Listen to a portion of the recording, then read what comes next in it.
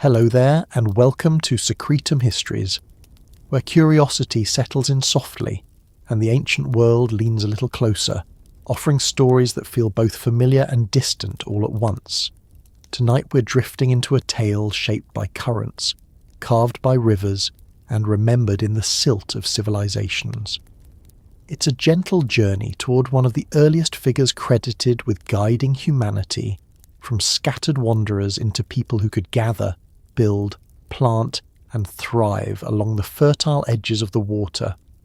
This evening is devoted to Enbilulu, the Anunnaki god of rivers, canals, and flowing life, whose quiet influence helped shape what would become the world's first civilization. Before we get too far, I'd like to share something that has become a small tradition here. Wherever you happen to be listening from, whatever the hour showing on whatever device glows beside you, I hope this moment offers a bit of calm, a little stillness, maybe even a soft landing after the noise of the day. And if this kind of slow storytelling brings you comfort or helps ease your thoughts into something quieter, I'd be grateful if you let the video know by liking it or subscribing. It helps this quiet corner keep reaching those who might need a bit of rest, or a peaceful wander through forgotten histories. Now, as we settle into the pace of this story, it's worth remembering that some of the most powerful forces in the ancient world weren't kings or warriors or towering ziggurats rising from the plains. They were rivers, moving water-shaped land, nourished crops, determined where people could live, and often where they couldn't. And long before irrigation manuals or engineering diagrams existed, ancient Mesopotamians imagined that the living intelligence behind these life-giving flows belonged to a being whose role wasn't loud or dramatic, but steady and essential. Enbilulu wasn't a storm god stirring up chaos. He wasn't a sun god blazing overhead. He was the quiet one who organized the waters, set their courses, and ensured that the delicate balance between flood and nourishment held long enough for cities to rise. As we begin tracing this story, imagine, not in a fantastical way, but simply as a grounding thought, the world long before paved streets and glowing screens. The Mesopotamian plains stretched wide, open and exposed to winds that dragged fine sand across the ground. Life clung to the places where water gathered. Rivers like the Tigris and Euphrates behaved with a stubborn independence that both supported and threatened early communities. They rose and fell unpredictably, swelling with meltwater from distant mountains or dropping low during dry seasons. People living along these banks depended entirely on understanding these rhythms. Without organized water, there was no food, no settlement, no possibility of a structured society. And so the figure who governed water became not just another deity in a long list, but a critical source of order. Stories of Enbilulu describe him as someone who managed the rivers with intention. Not a chaotic force hurling floods at random, but a kind of celestial overseer who ensured that these waterways flowed where they should and when they should. Mesopotamian texts portray him as someone responsible for irrigation canals, distribution of water, and the overall fertility of the land. His guidance turned unpredictable nature into something humans could work with and depend upon. Without that dependable cycle, agriculture would never have anchored people in one place long enough to create cities, temples, scribal schools, trade routes, or anything we associate with early civilization. There's something soothing in that idea, not the myth itself, though myths always carry their own comfort, but the notion that humanity's earlier steps into society began not with thunderous declarations, but with the soft sound of water moving through channels. Civilization didn't arrive with a roar. It arrived with slow trickles filling irrigation ditches. Under the watch of Enbilulu, rivers became partners rather than hazards. In the minds of ancient people, it wasn't human engineering alone that tamed the floods. It was the guidance of a deity who understood water better than anyone else ever could. Water is a quiet teacher. It spreads where it's allowed, holds steady where it's contained, and reshapes the world one grain at a time. Early Mesopotamians recognized this long before scientific terminology existed. They observed that water had the power to unite or scatter. A flood could erase years of planting in an afternoon. a drought could break a settlement that had thrived for generations. But between those extremes, carefully managed water could bring abundance. Understanding, when the floods came, how to guide water into the fields, how to nurture barley and wheat, how to store excess for leaner times, these were the practical foundations of civilization. And although these tasks eventually belonged to engineers and farmers, their origins were credited to Enbilulu. As the story unfolds, we'll drift through the world that emerged around these rivers. Not a world of silence, because ancient Mesopotamia was lively with markets, livestock, clay tablets drying in the sun, children running between reed houses, and the constant rhythm of work. Yet beneath all of that noise was a dependence on the waters that moved quietly beside everything. These rivers shaped religious thought, agricultural cycles, legal systems, and architecture. Without them, nothing else could take root. Thinking of that world brings us closer to the heart of why Enbilulu mattered. His presence symbolized stability in a landscape that rarely offered it.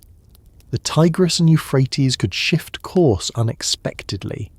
Entire villages might find themselves suddenly far from the water they once relied on. Inscriptions from later rulers brag about redirecting rivers or recovering lost farmland swallowed by changes in the waterways. Before political leaders claimed credit for these feats, the myths attributed such control to Enbilulu. He was remembered as someone who charted the first paths for the rivers and carved out channels that would let humans thrive. The idea of attributing engineering knowledge to a deity isn't surprising. For early people, the logic is clear. If something sustains life, someone must be responsible for it. Water was too essential to belong to randomness alone.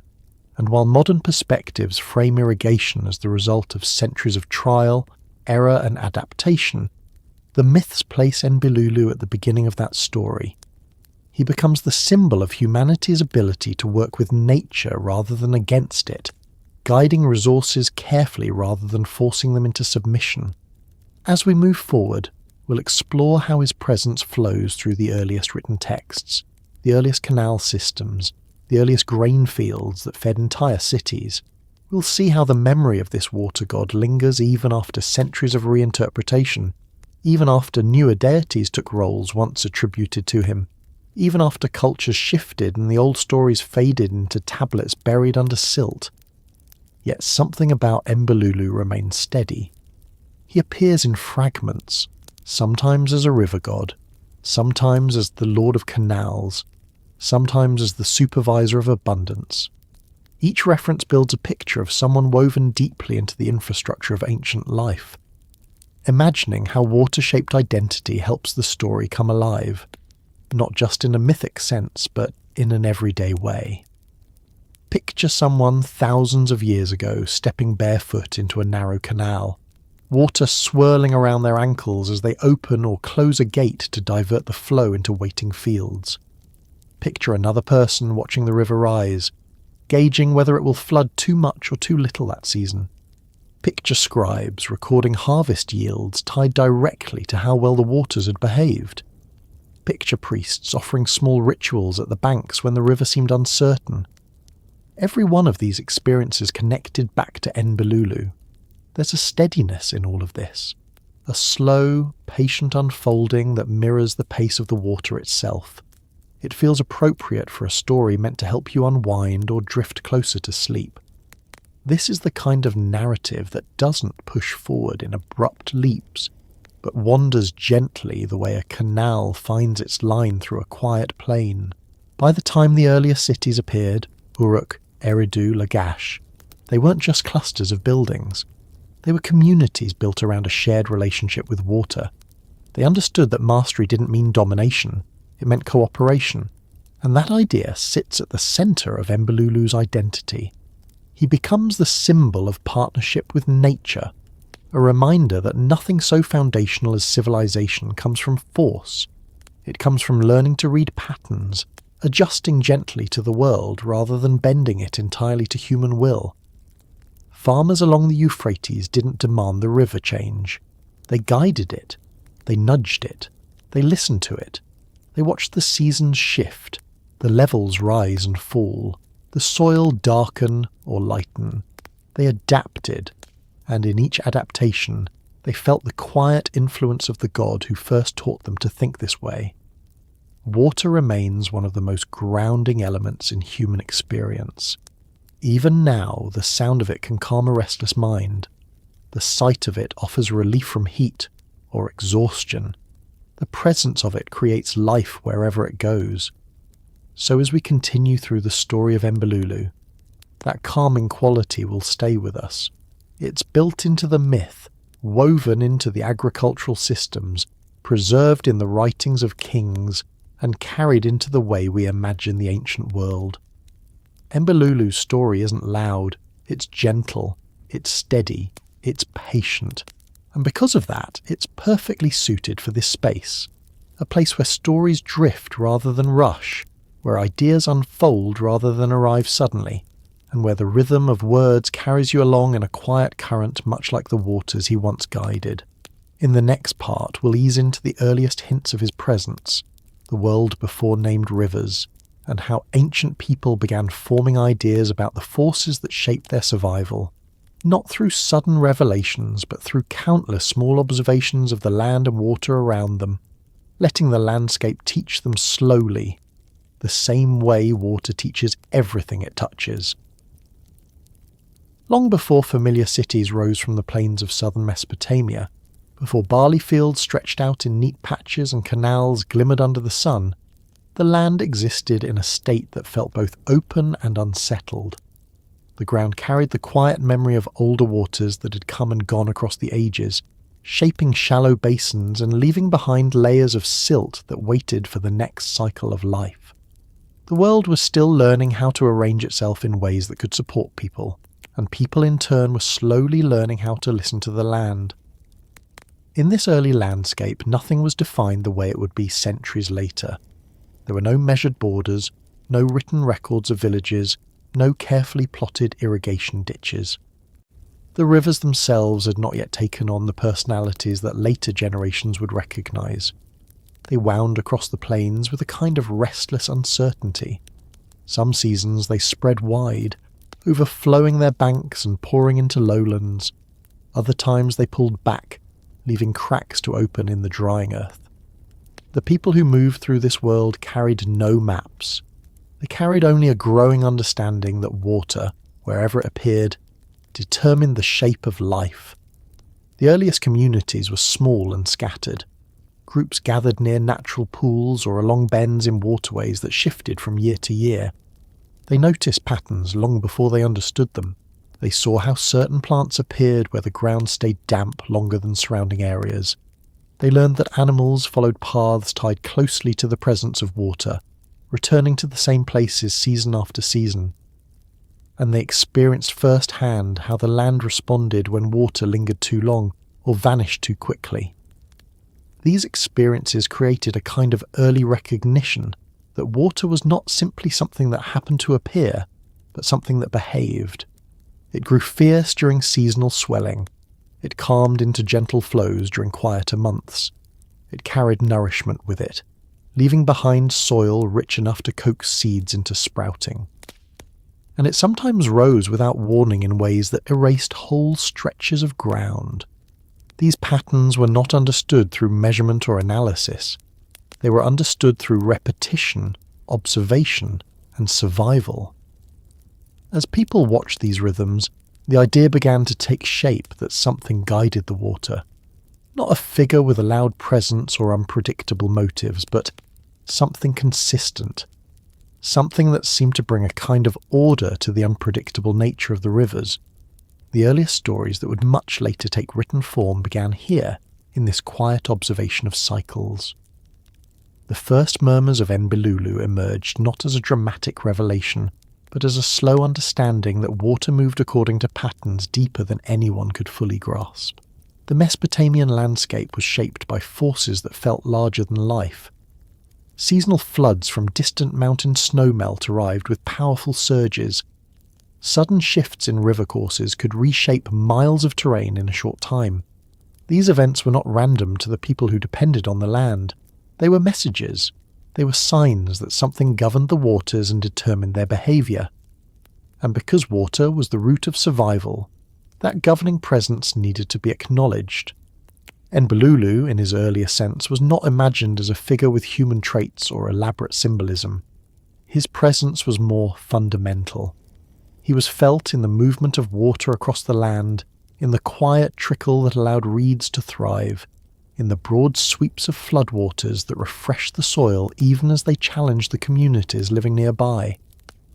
In these early days, the concept of a water god emerged from experience rather than doctrine. He was the natural conclusion drawn from watching the land respond to the presence or absence of water. People began to settle near dependable water sources. These sites were not permanent at first. Families moved as rivers changed course, following the shifting lines of nourishment. But over time, certain places offered more stability. Shallow pools and slow-moving marshlands became gathering points. Communities learned how to anticipate the seasons by watching the sky, the winds and the moisture in the air.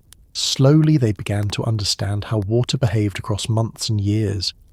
And in this understanding, the sense of a guiding presence took clearer form. As generations observed the water, the idea of Enbilulu gained depth. He became the explanation for the transitions between seasons, the movements of the rivers, and the fertility of the soil. While many later deities took on roles tied to strength, war, or kingship, Enbilulu's role was grounded in the essential rhythms that supported daily life.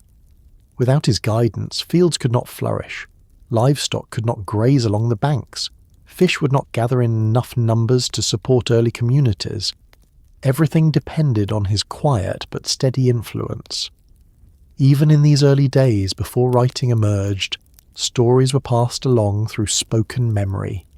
Elders described times when the rivers behaved differently. They recounted periods when water arrived earlier than expected or failed to arrive at all. These stories helped younger generations understand how to interpret the land. Over time, the figure guiding the water became described with more intention. Enbilulu was seen as someone who set the boundaries of the rivers and directed their flow. He was imagined as a presence who kept the unpredictable nature of water from overwhelming the fragile settlements along its edges. This early understanding did not grow from fear, it grew from respect. Water was unpredictable but not malicious. It had its own logic, and the people who lived near it needed to align themselves with its rhythms. Enbilulu represented the possibility that water could be understood. He became a symbol of predictability in a world where many things felt uncertain. As communities grew larger and more permanent, this sense of steadiness became even more important. The land between the rivers offered fertile soil, unlike anything in the surrounding regions. The alluvial plains formed through countless floods, each deposit building upon the last. Water brought life in its wake. Plants grew tall along the banks. Animals gathered in large numbers. The people who lived here recognized that the land's potential depended entirely on the rivers continuing to behave in ways that could be anticipated. The earliest rituals tied to water were not elaborate. They were simple acknowledgements of dependence and gratitude. People marked the arrival of floods with relief and sometimes apprehension. They left small offerings near pools or river bends where they felt the presence of something watching over the flow. Though primitive by later standards, these actions mark the first expression of organized reverence toward the forces that shaped the land. Enbilulu was not yet a fully formed deity with myths, titles, or stories written on clay tablets. His identity emerged naturally, shaped by generations of observing how water interacted with the environment. He became the embodiment of order in a landscape defined by cycles. As time passed, early settlements began experimenting with ways to influence the water. They dug shallow trenches to redirect flow, learning which paths the water preferred and which ones would hold only briefly before collapsing. These early attempts were as much acts of faith as engineering. People believed that guiding the water required not only physical labour, but also harmony with the presence behind it. Each successful redirection strengthened their trust in the idea that Enbilulu supported their efforts. Each failure reminded them how fragile their position remained. With every flood that enriched the soil, the connection deepened. The people saw how water restored the land, how it brought new life each season, how it carved channels that supported fish and nourished plants. Enbilulu became associated not only with survival, but with prosperity. The land transformed after each flood, turning from cracked clay to rich earth, ready to support new growth. As the seasons turned, communities slowly shifted from nomadic habits to more settled lifestyles. They found that the land, when treated with respect and guided carefully, could sustain them year after year. Enbilulu's earliest influence can be traced through this gradual shift from movement to settlement. Without the stability offered by predictable water cycles, no community could remain in one place for long. But as generations learned to read the rivers and adjust their lives according to the patterns set by the water god, they found the security needed to begin building more permanent structures. Storage pits for grain, simple dwellings of reeds and mud, eventually more complex communal spaces. All of these depended on the waters continuing to arrive according to the patterns the people had come to trust. The landscape itself served as a living record. Each layer of silt told a story. Each change in soil colour reflected a flood or drought. People learned to interpret these signs with increasing accuracy. In their minds, each shift held meaning, offering guidance about how to prepare for the next season. And through this process, the idea of Enbilulu evolved. He was not merely present in the act of guiding the rivers, he was present in the very land shaped by those rivers. The plains, the marshes, the flood zones, the fertile stretches of earth all bore traces of his influence. This understanding laid the groundwork for what would eventually become the world's first civilization. Before writing, before monumental architecture, before codified laws, the foundation was water, and behind that water was the god who organized it.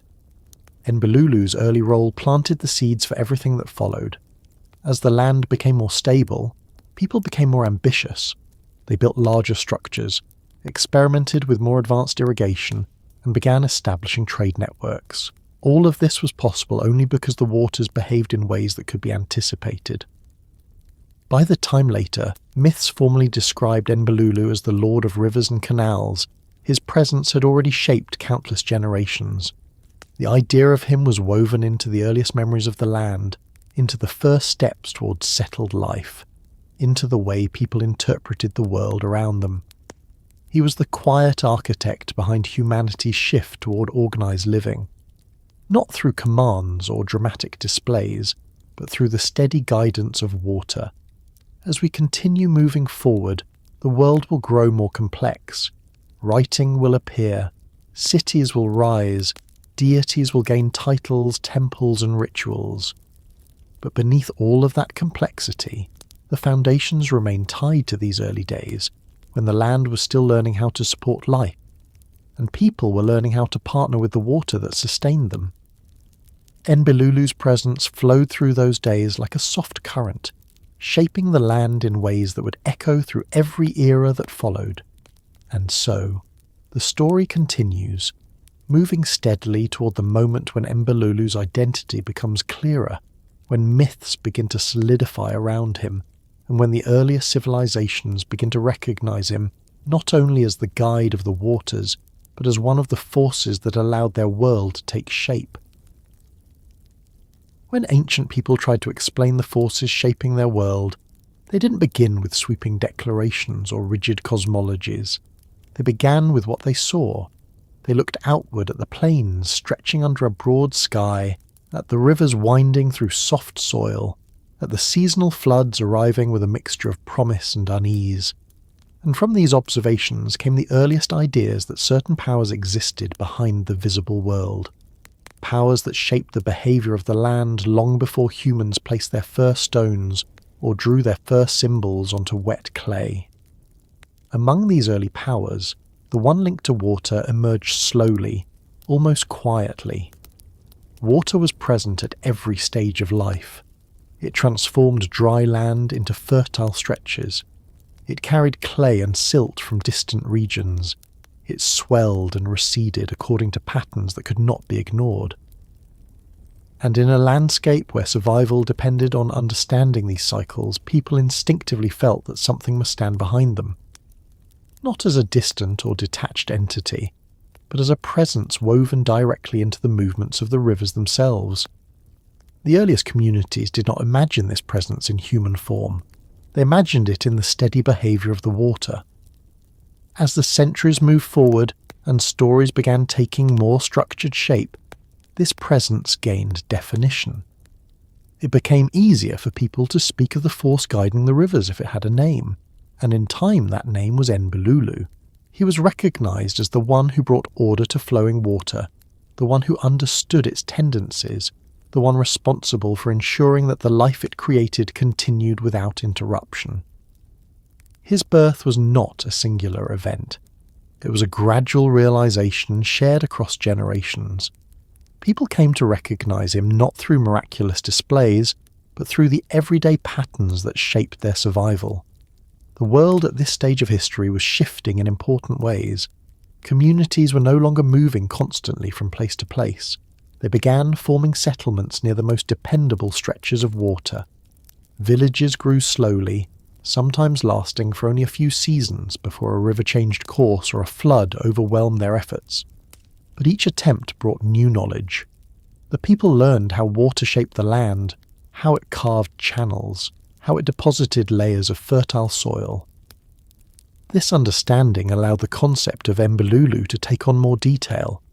He became known as someone who didn't simply guide the rivers, but understood their potential.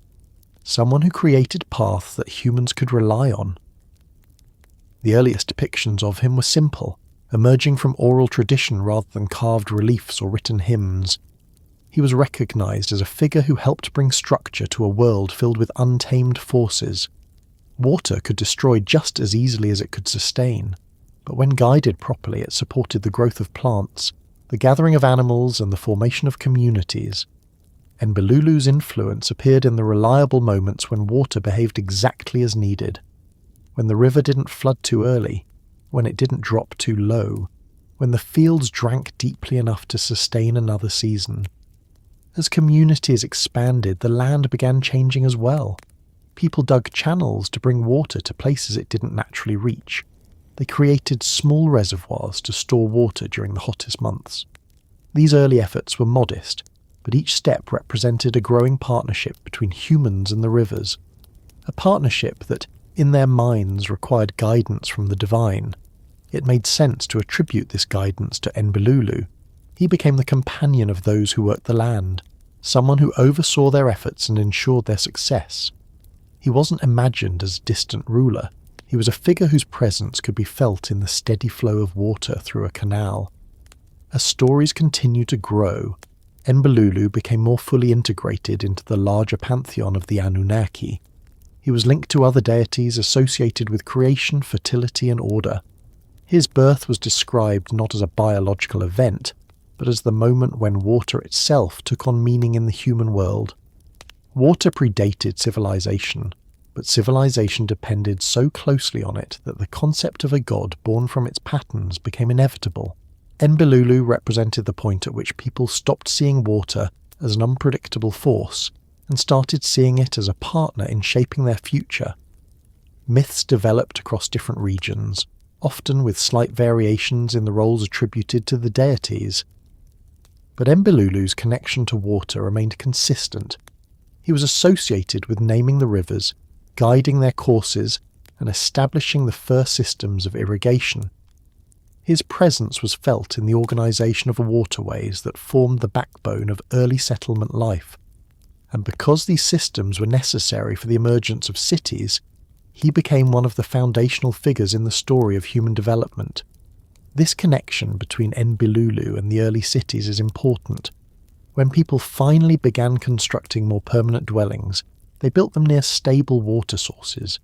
They designed them with the expectation that the river's behaviour could be predicted. They planted crops in places where the soil had been enriched by previous floods, and they stored grain in preparation for future cycles. The presence of Enbilulu was woven into all of these actions.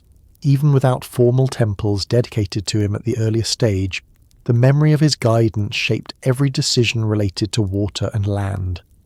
As writing slowly emerged, these ideas became more formalized. Clay tablets recorded not only transactions and resource inventories, but also hymns and myths. Among these texts, Enbilulu appeared as a keeper of waters, a figure who played an essential role in the structure of the natural world. He became the one responsible for the flow of rivers and the fertility of the land. And because rivers were the lifeblood of the emerging civilization, his influence extended into every aspect of daily life. Even tasks that seemed purely practical, like managing irrigation or overseeing flood control, carried spiritual meaning because they were tied to his domain. For the people who lived through this period of transition, the natural forces around them were deeply personal. Every successful harvest reinforced their trust in the presence guiding the waters. Every unexpected flood reminded them of the delicate balance required to maintain stability. Enbilulu's role grew as more communities relied on this balance. His identity became more clearly defined, and his influence expanded beyond the immediate environment to become a symbol of order and continuity. As the civilization matured, cities rose with increasing sophistication. They were no longer temporary settlements following the movements of rivers. They became enduring places filled with marketplaces, administrative buildings, and temples. Alongside these physical structures, systems of governance emerged. Leaders were chosen to oversee resources, organize labor, and mediate disputes. And within these new systems, the reliability of water remained the foundation upon which everything else rested. Enbilulu's presence was therefore recognized not only in the natural world, but also within the social framework of early civilization. The birth of Enbilulu as a fully realized deity reflects this gradual integration of human experience, natural forces, and spiritual interpretation. He wasn't created all at once. His identity formed layer by layer as generations interacted with the land. Over time, people gave him titles that reflected their growing understanding of water's importance. He was called the Lord of Canals, the one who brought abundance, the supervisor of irrigation, the guide of rivers. These titles reveal how deeply water shaped not only the land but also the structure of society.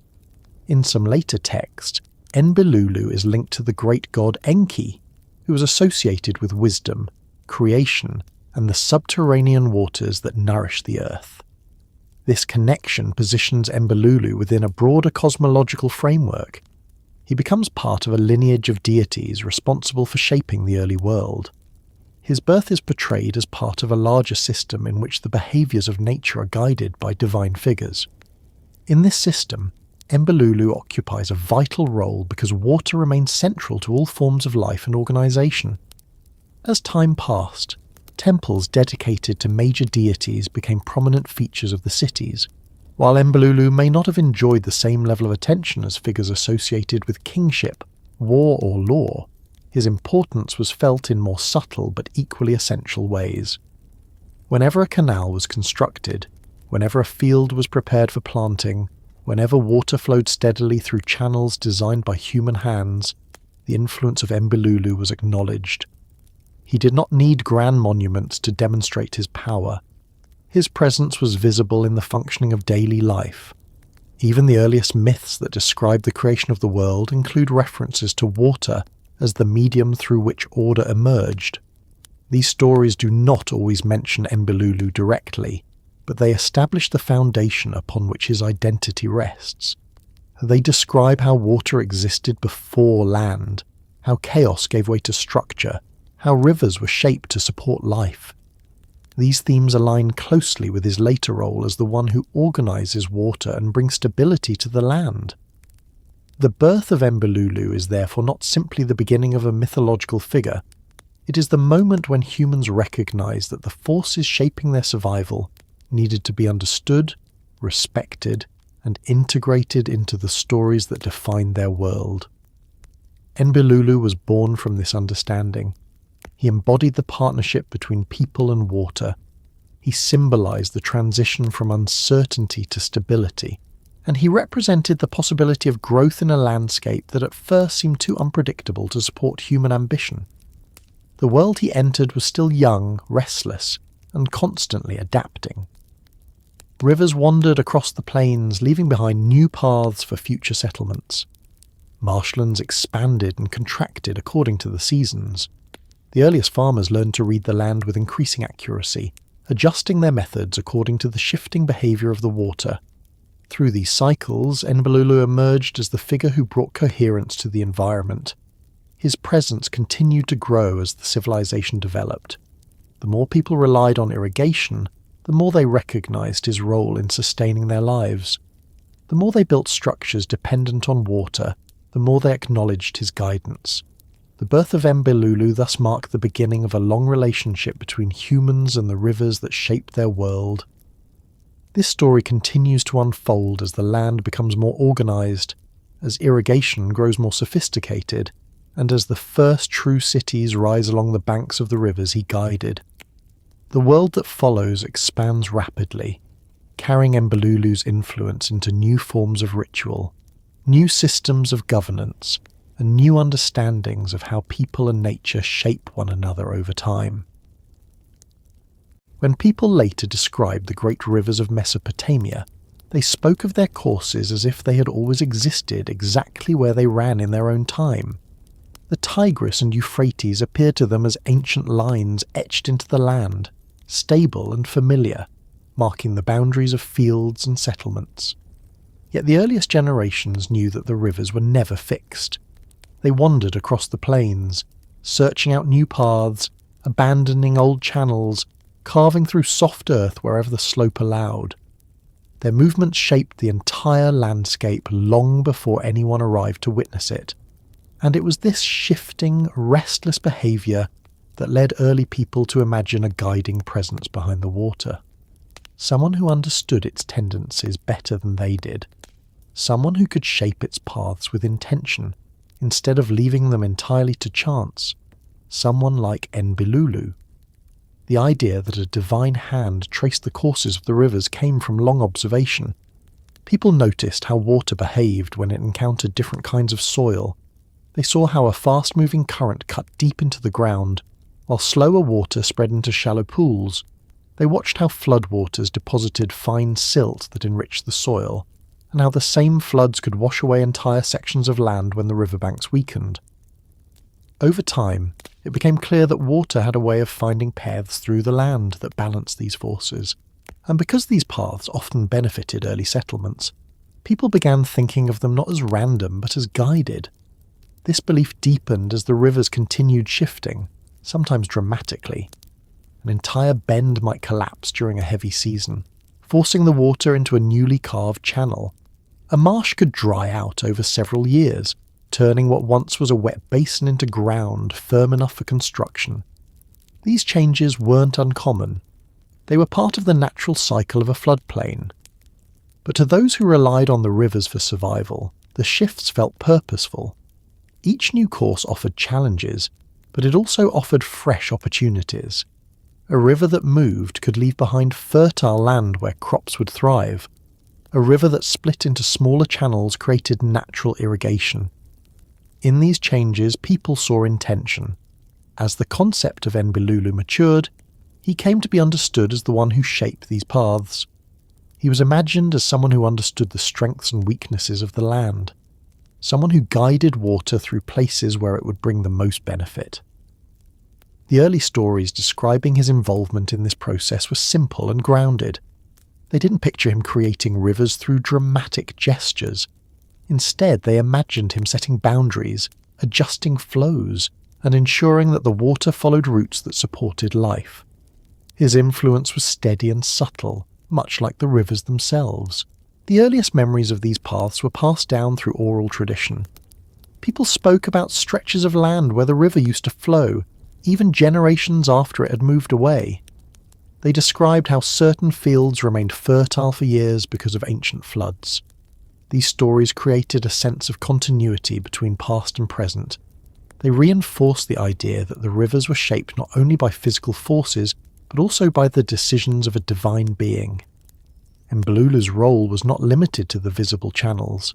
It extended to the history of the land itself. communities learned to study these paths carefully. They watched how the rivers bent around natural formations. They learned that wider curves created slower currents, making those areas ideal for fishing and crossing. Straighter sections moved too quickly for irrigation, but carried silt that enriched downstream fields. These details became part of the collective knowledge of the people. They influenced where settlements were built, where crops were planted, and where livestock were grazed. And because these patterns were so consistent, they strengthened the belief that the rivers were guided by a wise hand. The idea of Enbilulu carving the rivers wasn't about physical sculpting, it was about understanding. People felt that water behaved the way it did because someone understood how to guide it, someone who could read the land in ways they could only partially grasp. As they watched the rivers renew the soil year after year, they saw evidence of purpose. They saw a design that enabled their survival, and they attributed this design to Enbilulu. The early irrigation efforts made this belief even stronger. When communities began digging simple channels, they discovered how sensitive water was to the slightest change in direction or elevation.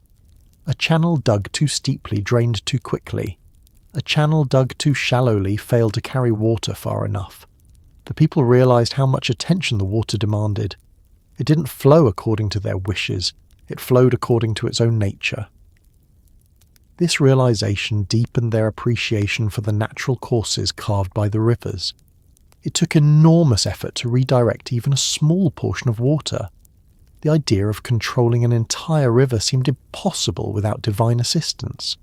And so, the natural paths of the rivers were seen as proof of Enbilulu's wisdom.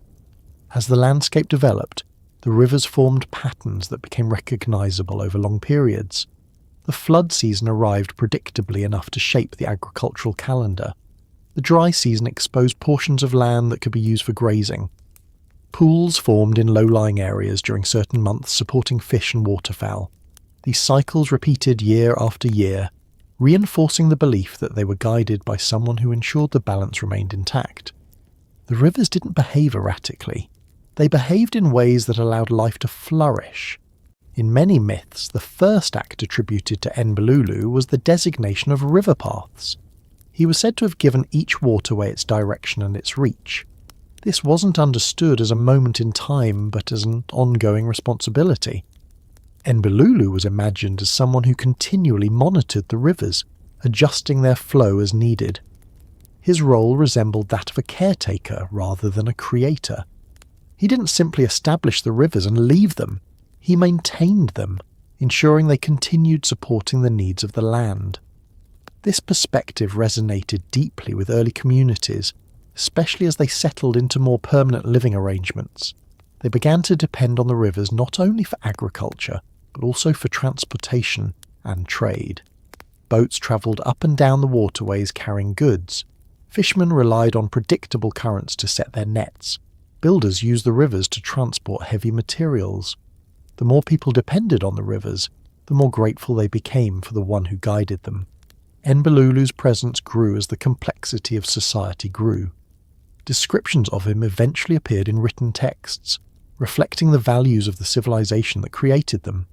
He was portrayed as someone who balanced abundance with restraint, someone who allowed the rivers to rise enough to replenish the soil, but not so much that they destroyed the settlements built along their banks. This balance was crucial. Too little water meant famine, too much meant devastation. The delicate stability between these two extremes became a symbol of Enbilulu's guidance. People recognized that their prosperity depended on it. The earliest cities were built near natural levees formed by the rivers. These elevated ridges provided protection against floods and offered firm ground for construction. Over time, additional structures were built to reinforce these natural defences. Canals were dug to divert excess water. Reservoirs were created to store water during dry months. Each of these developments brought a deeper understanding of the principles that governed water flow, and each one reinforced the significance of Enbilulu's work.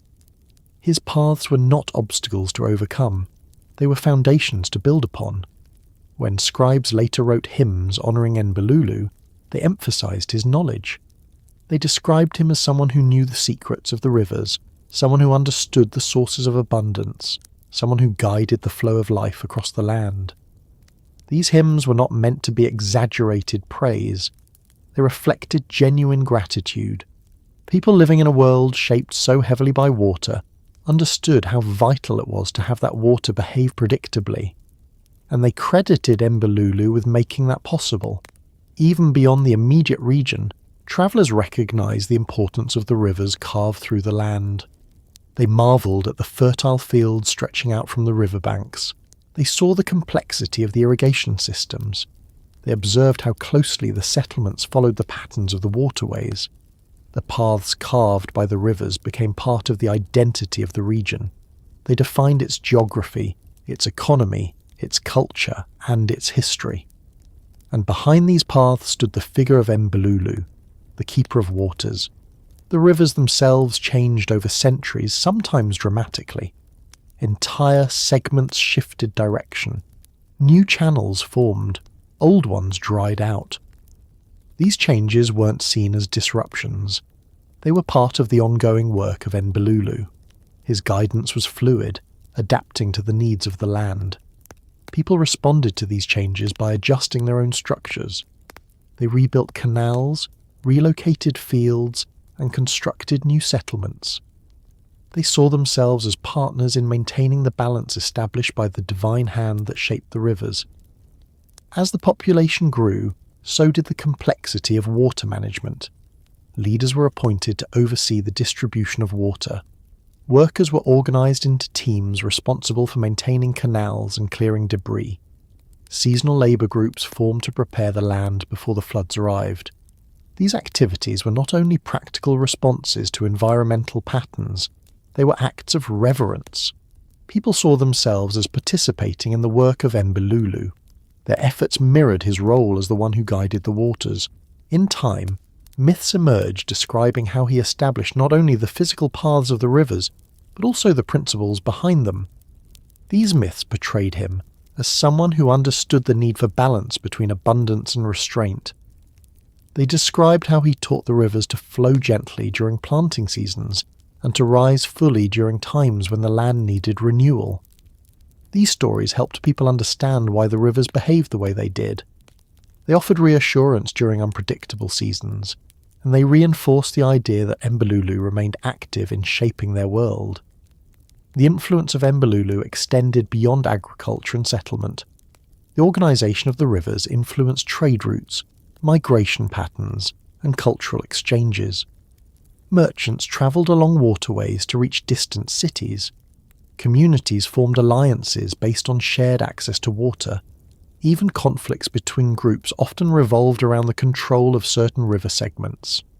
Through all of this, the belief persisted that the rivers themselves were the product of divine guidance. The paths carved through the land continued influencing every aspect of life.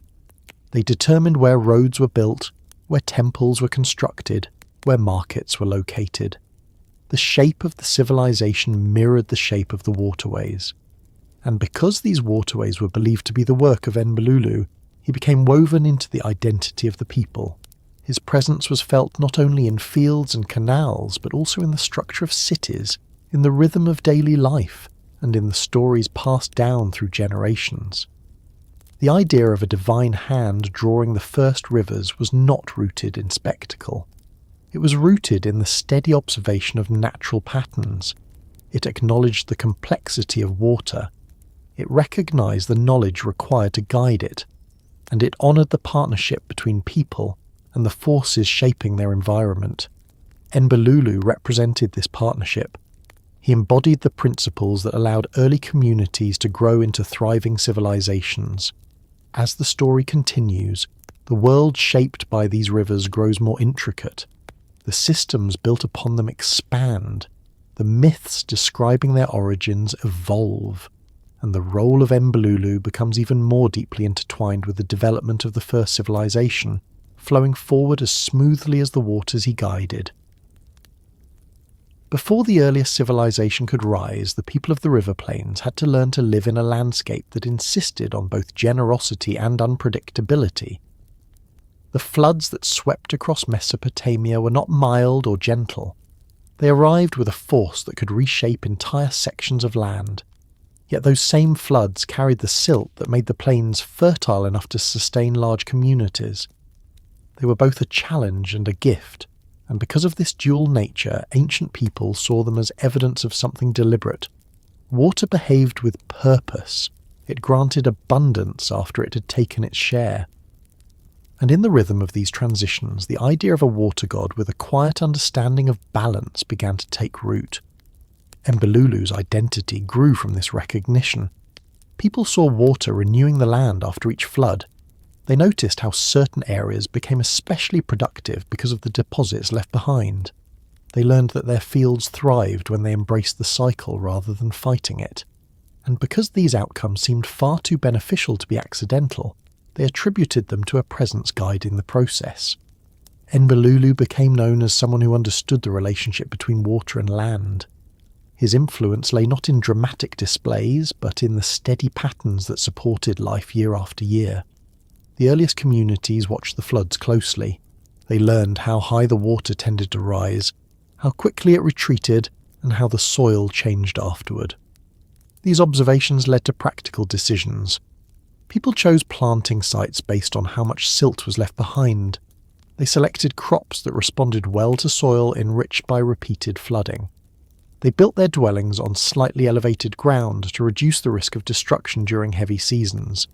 And through all of this, they believed they were aligning themselves with the work of Enbilulu. The floods were not always manageable. Some seasons brought more water than expected. Settlements were swept away. Entire stretches of farmland vanished under torrents that carved new paths across the plains. But even in these difficult years, people did not turn away from the belief that the floods were part of a greater cycle. They saw these events not as punishments, but as reminders that water was powerful and needed to be understood with care. And because they saw understanding as something guided by the divine, they continued to view Enbilulu as the one responsible for maintaining the larger balance. Over time, this belief merged with emerging knowledge about the land. Early farmers realized that the thickness and composition of the silt determined how well crops would grow. A thin layer meant a modest harvest. A deeper deposit meant abundant yields. This pattern repeated itself reliably, and communities developed a keen sense for predicting how productive a season might be based on the aftermath of a flood. They learned to evaluate soil color, moisture, and texture. They learned how to plant seeds at optimal depths. They learned how long the ground needed to rest after being saturated. These discoveries did not diminish the role of Enbilulu. They deepened it. To the people who lived by the rivers, understanding the land was not separate from reverence. Knowledge itself was seen as part of the god's guidance. If people learned how to read the soil, it was because Enbilulu allowed them to do so. If they recognized the signs of a coming flood, it was because he revealed the patterns. His influence was seen not only in the movement of water, but also in the knowledge people gained from observing it. This relationship between divine guidance and practical understanding formed one of the earliest systems of environmental science. People did not describe it that way, of course. They approached it through the rhythms of daily life, through the care they took in studying the land, through the rituals that accompanied planting and harvesting. But what they practiced was effectively the first organized method of reading natural cycles. They learned to anticipate how water would behave based on the sky, the wind, the moisture in the ground, and the state of the riverbanks. These observations became even more important as communities grew larger. With more fields to tend and more lives depending on successful harvests, the stakes increased. Leaders responsible for managing resources needed accurate knowledge. They needed to decide when to open canal gates, when to repair levees, when to plant crops, and they turned to the principles associated with Enbilulu's guidance to inform these decisions. His quiet science became the foundation upon which the first systems of agriculture were built. The development of irrigation marked a significant shift in how people interacted with the land. Instead of relying solely on the natural behavior of the rivers, they began shaping the flow of water to meet their needs. Early canals were simple shallow channels dug by hand. They followed natural depressions in the land and directed water into fields that would not have been reached otherwise. These efforts required precision, and communities likely discovered this through trial and error. A poorly constructed channel caused more harm than good. A well-placed one transformed barren land into productive farmland. As irrigation techniques improved, the people saw this progress as evidence of deeper cooperation with Enbilulu. They believed that they were learning the methods he used to guide the rivers. The success of an irrigation system was interpreted as a sign that they were in harmony with the water god. Failures were not dismissed but studied. They adjusted their designs, observing how water responded to even slight changes in slope or channel shape. Through these adjustments, they discovered the principles of water management that would define their civilization. This early science was not formalized in written rules at first. It spread through experience, storytelling, and communal practice. Elders taught younger members how to maintain channels. Workers learned to anticipate how much force the water carried. Farmers learned which fields required more water and which could become waterlogged if not monitored carefully. And woven into these practices was the belief that Enbilulu watched over their efforts, guiding them toward techniques that aligned with the natural behavior of water. Seasonal flooding remained a central part of this relationship. Even with irrigation, the floods provided the majority of the fertile soil needed for planting. Communities prepared for them throughout the year. They reinforced dikes, cleared canals, and monitored water levels. They stored grain from previous harvests to ensure they had enough food during periods when the land was recovering from heavy flooding. These preparations became communal events. People worked together to strengthen the defences around their settlements. They understood that cooperation was essential, just as water flowed in ways that required balance rather than force. The significance of these efforts became more apparent as the population increased. Larger communities depended on larger agricultural systems. These systems required more advanced irrigation, more organised labour, and more precise measurement. Over time, communities began tracking the arrival of floods. They noted which months tended to bring the highest water levels. They observed the patterns of rainfall in distant regions. They understood that the timing of the floods correlated with conditions far beyond their immediate surroundings. This growing awareness further shaped their understanding of Enbilulu's influence. Floods that arrived later or earlier than expected prompted adjustments in planting schedules. Communities learned to wait until the soil reached the right consistency before sowing seeds. If the ground was too wet, seeds would rot. If it was too dry, they would fail to germinate. These details formed the basis of the first agricultural calendars. People marked the timing of natural events and aligned their work accordingly. They did this not as a strict scientific exercise, but as part of the ongoing relationship with the water god. They believed that Enbilulu guided the timing just as much as the flow of water. This belief extended into rituals that accompanied agricultural work. Before planting, people often gathered near riverbanks or canals to acknowledge the source of their livelihood. These gatherings were not grand ceremonies. They were simple acts of recognition. People expressed gratitude for the soil that had been renewed. They acknowledged the water that continued to sustain them. They reaffirmed their intention to follow the patterns they had learned. These rituals reinforced the sense that agriculture was not just a human endeavour, but a shared effort between people and the divine. As writing developed, some of these practices became formalised. Tablets recorded the amounts of grain harvested each season. They noted how much water was diverted into certain canals. They tracked the condition of fields and the labour required to maintain them. In these records, references to Enbilulu appeared as reminders of the underlying principles guiding the work. His presence provided continuity across generations, linking the earliest farmers to the growing network of cities forming along the rivers. The silt carried by the floods never fell evenly. Some areas received more enrichment than others. Communities that recognized these differences adapted quickly.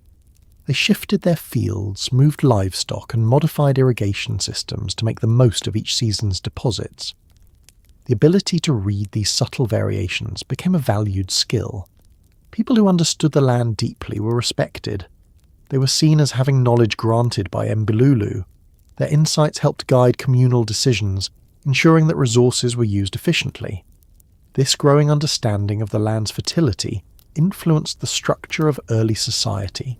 Leaders emerged not only for their administrative abilities, but also for their knowledge of water and soil. They were responsible for organising labour, maintaining irrigation systems, and ensuring that the land remained productive. Their authority was reinforced by their connection to the principles associated with Enbilulu. They acted not as rulers but as caretakers, mirroring the role of the water god in maintaining balance. Over time, certain cities gained reputations for their expertise in managing water. These cities became centres of innovation. They developed advanced methods for controlling the flow of water, building stronger levees, and constructing canals that reached far into the surrounding plains. Their success attracted more people, expanding the population and increasing the complexity of the agricultural systems. Throughout this growth, the foundational principles remained the same. The quiet science of Enbilulu continued guiding the civilization as it matured. The connection between floods, fertility, and the guidance of Enbilulu shaped everything from daily routines to long-term planning. Farmers prepared their tools carefully, knowing that the timing of their work mattered. Workers maintained canals regularly, understanding that even a small blockage could disrupt an entire field. Leaders organised cooperative efforts to reinforce riverbanks, recognising that the strength of the community depended on the strength of their defences, and each of these actions reflected the broader relationship between people and water. Enbilulu's influence was not loud or commanding. It didn't appear in sudden miracles or dramatic interventions. It appeared in the steady cycles that sustained life. It appeared in the knowledge people gained through observation. It appeared in the rhythm of planting, harvesting, and rebuilding. His quiet science became the backbone of the first civilization, shaping not only its physical structures but also its understanding of the natural world. This story continues flowing forward, carrying with it the principles that guided the earliest farmers as they learned to work with the land. As new settlements rose and more sophisticated systems emerged, Enbilulu's presence remained constant, supporting the expansion of knowledge and the development of a world built on the cooperation between water and those who depended on it. Before the earliest cities began stretching upward from the plains, before clay tablets recorded the first traces of written memory, the marshlands surrounding the rivers formed a world that felt both welcoming and unpredictable. These marshes were not barren expanses, but shifting environments alive with movement. Reed beds swayed in long patches that rippled under the wind. Pools expanded and contracted with the seasons. Birds gathered in dense clusters, filling the air with movement. Fish navigated shallow channels that appeared during wetter months and vanished during hotter ones. The marshes seemed to breathe along with the river, following its rhythms with a patience that came from countless cycles of flood and retreat.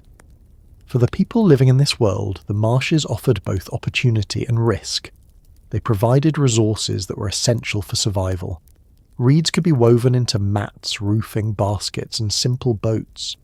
Fish provided a steady source of food. The soft soil could be shaped into bricks that hardened under the sun. The marshes supplied materials that became the foundation of daily life. But the ground beneath them was unstable. One season's safe pathway could become a submerged channel the next. Pools that had been reliable sources of fish might dry up unexpectedly. The marshes demanded careful attention, and over time people learned to read their subtle changes. As communities explored these wetlands, they recognized that the marshes were not merely secondary environments. They were transitional spaces between the river and the uplands. They absorbed excess water during floods, releasing it slowly as the season progressed. They filtered silt, ensuring that the water entering the plains was enriched.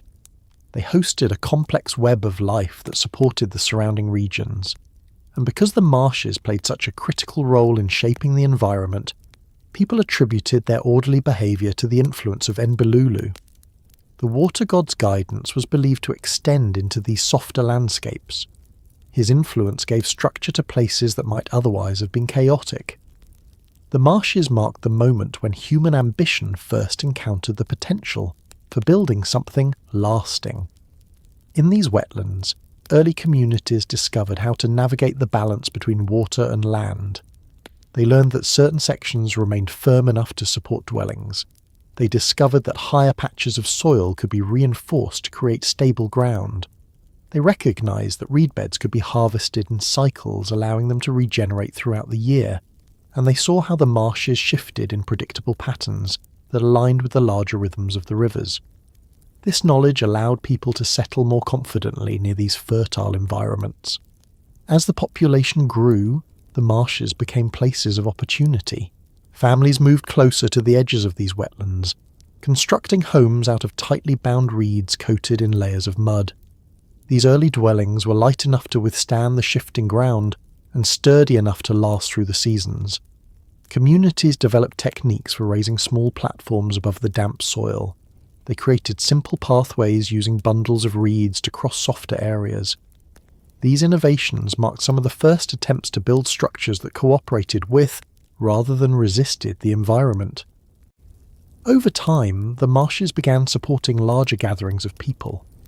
What started as temporary camps for fishing or harvesting reeds gradually evolved into permanent settlements. The steady availability of resources made these areas valuable. The abundance of fish and birds attracted families from farther regions.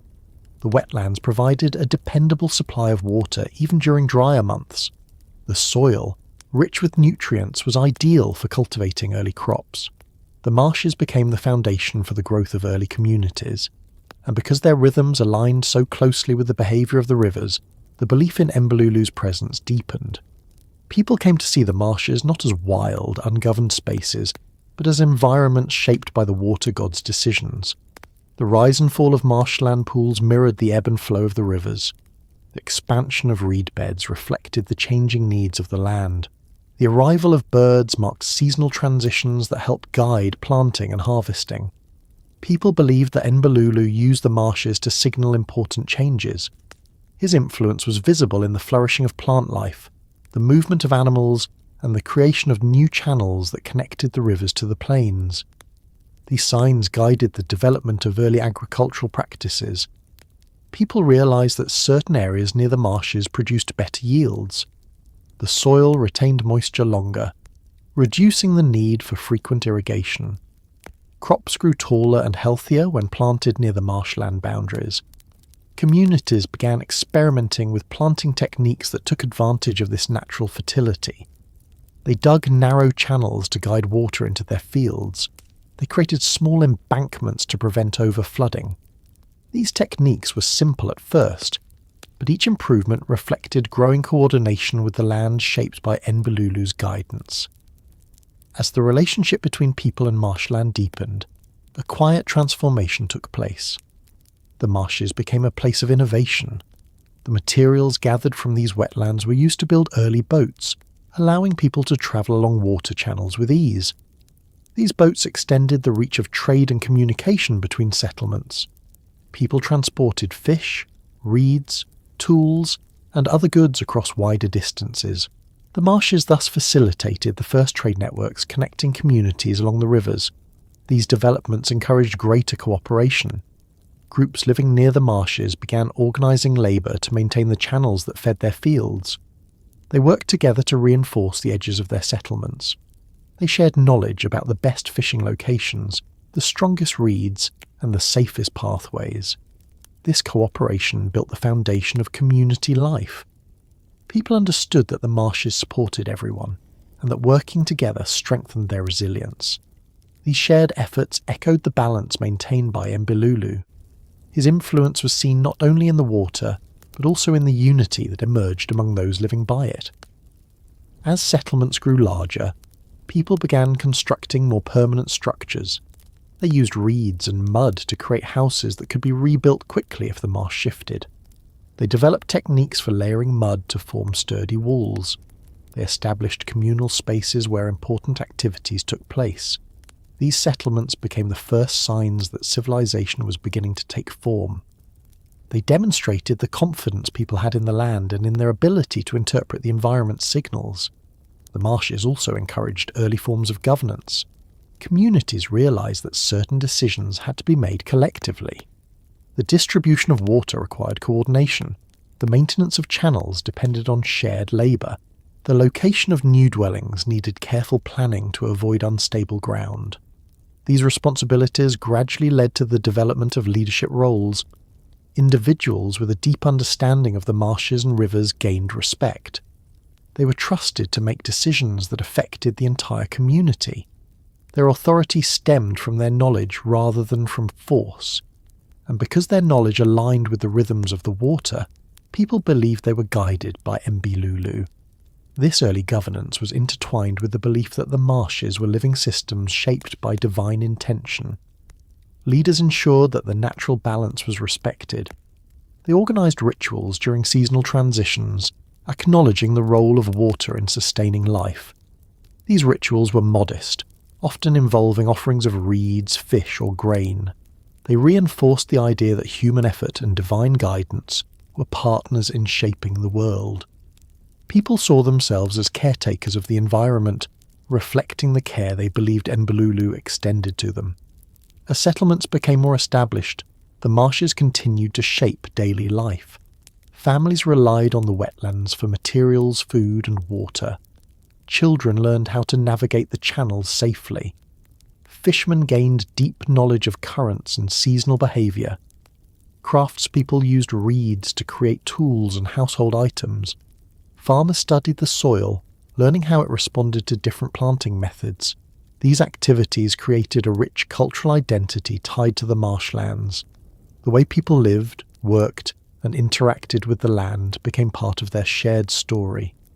The emergence of larger structures reflected growing confidence in the stability of the marshes. People built raised platforms for storing grain. They constructed communal ovens for firing pottery. They established central spaces that served as early markets. These developments mark the transition from scattered settlements to more organised communities. The marshes provided the foundation for this growth. They offered the resources needed to support larger populations. They provided natural protection against external threats, and they inspired the first architectural experiments aimed at shaping the land for human use. The relationship between people and the wetlands continued evolving as new generations gained deeper knowledge. They recognized that the marshes were constantly changing and adapted accordingly. When certain areas became too waterlogged, they moved their structures to slightly drier ground. When new channels formed, they adjusted their irrigation methods. This flexibility became a defining characteristic of early civilization. People understood that stability came not from resisting change, but from working with it.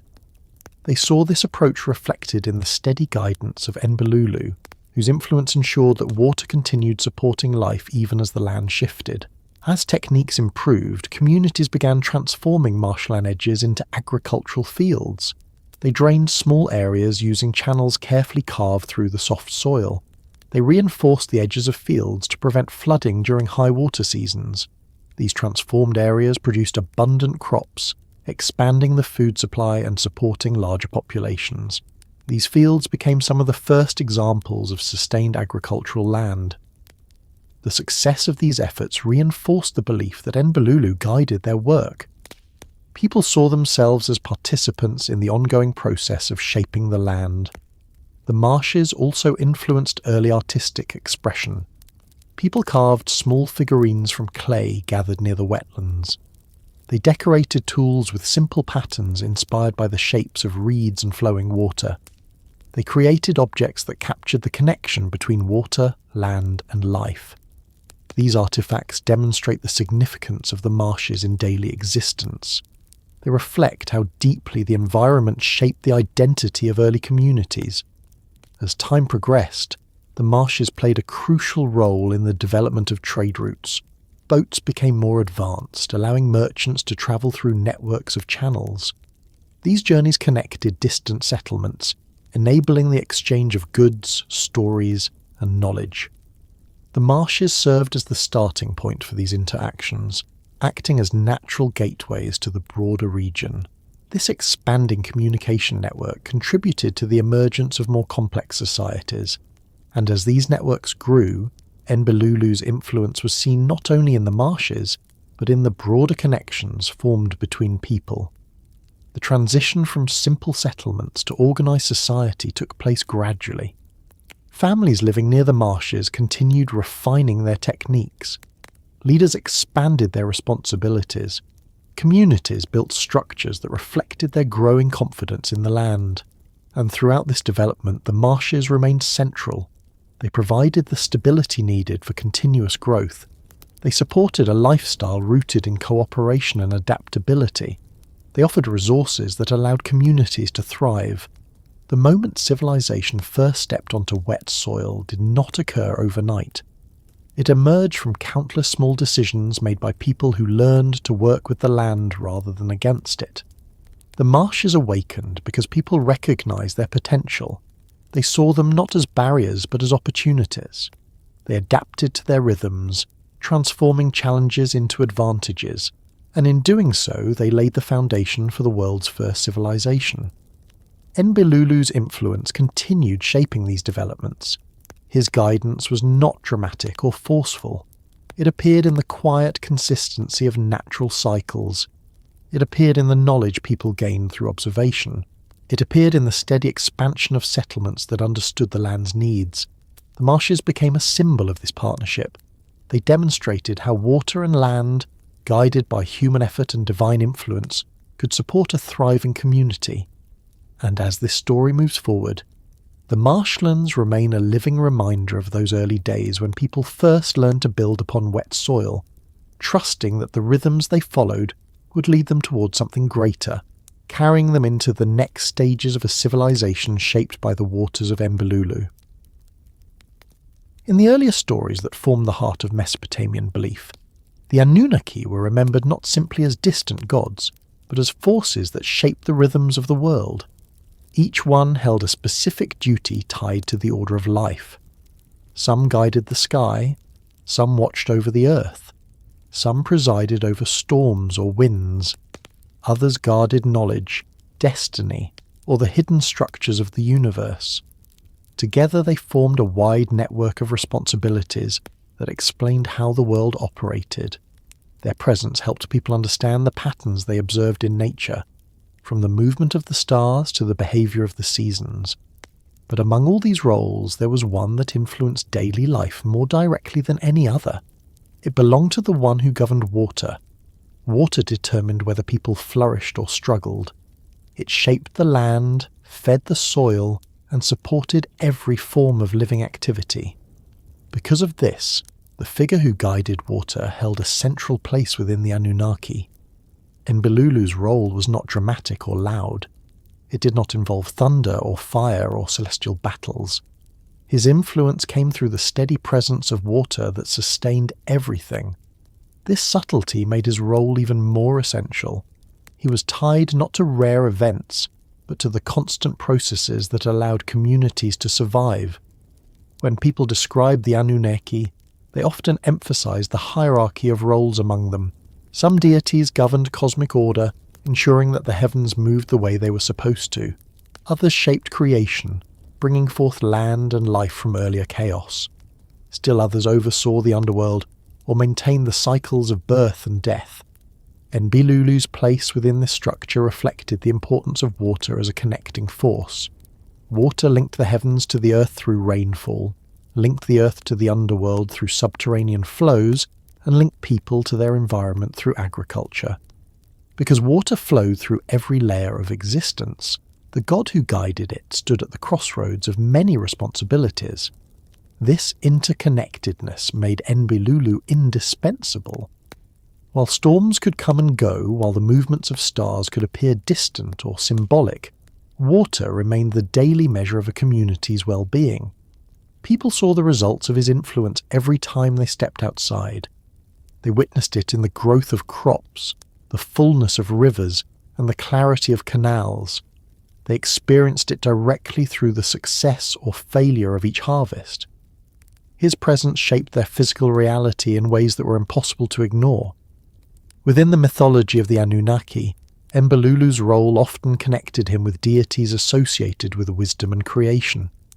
He was linked to those who guided the foundational elements of the world, emphasizing that water was not just a resource, but part of the structure holding everything together. This connection reinforced the belief that the management of water was not a practical task alone. It was a sacred responsibility. The success of the first settlements depended on aligning with principles that went beyond human understanding, and these principles were attributed to Enbilulu. The stories that described the Anunnaki often included long genealogies and detailed accounts of their origins. These stories helped people make sense of the complex relationships among the gods. Enbilulu appeared in these accounts as someone whose influence was steady and ongoing. While some gods acted decisively in the stories of creation, shaping the world through singular actions, Enbilulu's role took place continuously. He maintained the balance between abundance and destruction. He ensured that water reached the right places at the right times. He protected the natural cycles that supported life. This continuous activity mirrored the behavior of water itself. Water never rested. It moved through the land constantly, shifting between forms, shaping the environment and supporting growth. The early people saw this clearly and interpreted it as the ongoing work of Enbilulu. His presence was not confined to temples or rituals. It was visible in the smallest streams, in the rising of marshland pools, in the dampness of soil ready for planting. In every part of life, his influence could be traced. The Anunnaki represented a world where every element had its guardian, but Enbilulu stood out because his domain touched every aspect of human existence. Even the most powerful rulers understood that their authority depended on the stability of the rivers. Without water, no city could survive. Without fertile land, no kingdom could endure. This dependence placed Enbilulu's role at the center of both myth and daily life. People recognized that their success relied on understanding the principles he embodied. The earliest cities built by the rivers flourished because they learned to follow the rhythm shaped by water. These cities developed complex systems of irrigation, allowing them to harness the power of the rivers more effectively. They constructed canals that branched like veins across the land. They built reservoirs capable of storing water during dry months. They created schedules for planting and harvesting based on the patterns of flooding. Each of these innovations reflected a deeper understanding of water's behavior. And because ancient people believed that this behavior was guided by Enbilulu, they saw these developments as signs of cooperation between humans and the divine. The work of the Anunnaki was often described as collaborative. Even deities with specific roles worked together to maintain balance. In this system, Enbilulu's guidance ensured that the efforts of other gods could take effect. Without water, the gods associated with vegetation would have nothing to protect. Without water, the gods linked to fertility would have no environment in which life could thrive. Without water, the gods overseeing civilization would have no population to guide. This interdependence made Enbilulu a crucial figure in the larger functionality of the divine order. His influence extended beyond agriculture. Water shaped trade networks, allowing for the movement of goods between cities. It provided routes for merchants travelling by boat. It served as a means of communication between settlements. Because these interactions helped strengthen the bonds among communities, people saw Enbilulu's influence in the growth of social structures. The rivers became the arteries of civilization, carrying ideas, tools, and cultural practices across great distances. And behind this movement stood the water god, who ensured the rivers continued to flow. Even the administrative systems of early cities reflected the importance of water. Leaders recorded water distribution on clay tablets. They organized labor teams responsible for maintaining canals. They developed laws governing access to irrigation. These systems were essential to the stability of the cities, and their effectiveness was linked to the principles associated with Enbilulu. By following guidelines based on water management, leaders demonstrated their ability to align with the deity responsible for life's foundation. The temple complexes dedicated to the major deities often included references to Enbilulu's influence, even if he did not always receive a temple of his own. Sacred pools were constructed to symbolize the presence of the primordial waters. Rituals involving purification used water to represent renewal and transformation. These practices acknowledged the central role water played in both the physical and spiritual worlds. People saw the flow of water as a physical expression of divine intention. The Anunnaki themselves were often described as existing in multiple realms. Some oversaw the heavens, some governed the earth, and others presided over the underworld. Enbilulu's domain crossed these boundaries. Water connected the depths of the earth through underground springs. It rose to the surface to nourish the land. It evaporated into the sky before returning as rain. This movement through different realms mirrored the interconnected responsibilities of the Anunnaki. Enbilulu's influence was present in each transition, making him one of the few deities whose work touched every level of the cosmos. This breadth of influence became particularly important as civilization grew more complex. As people built larger cities and developed more intricate systems of governance, the need for reliable water increased. Dams, embankments, and greater networks of canals were constructed. These structures required knowledge and coordination. Communities worked together to ensure that water continued flowing where it was needed. This cooperation reflected the principles associated with Enbilulu. People believed that by aligning their efforts with his guidance, they contributed to the long-term stability of their society. The importance of water also appeared in the rituals of leadership. Rulers were expected to maintain the canals and ensure that the floods were managed effectively. Their legitimacy rested in part on their ability to control or predict the behaviour of the rivers. When leaders succeeded, they were seen as having the favour of Enbilulu. When they failed, the consequences were severe. Poor water management led to crop failure, famine, and conflict. Because of these stakes, the role of Enbilulu remained central in the collective understanding of success and stability. His presence extended into the way people imagined the structure of the world. They envisioned the earth resting above an underground ocean. They believed that fresh water flowed beneath the land, rising through springs and feeding the rivers. This belief placed water at the foundation of the physical world.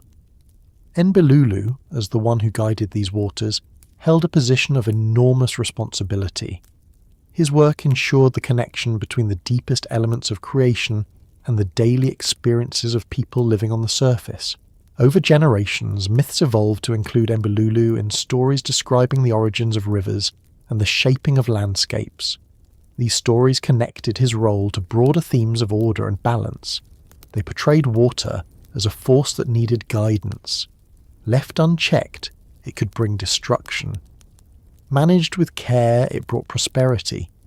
This understanding mirrored the experiences of the first settlers who had learned these lessons through trial and error. Their relationship with water reflected a deep respect for the principles Enbilulu represented.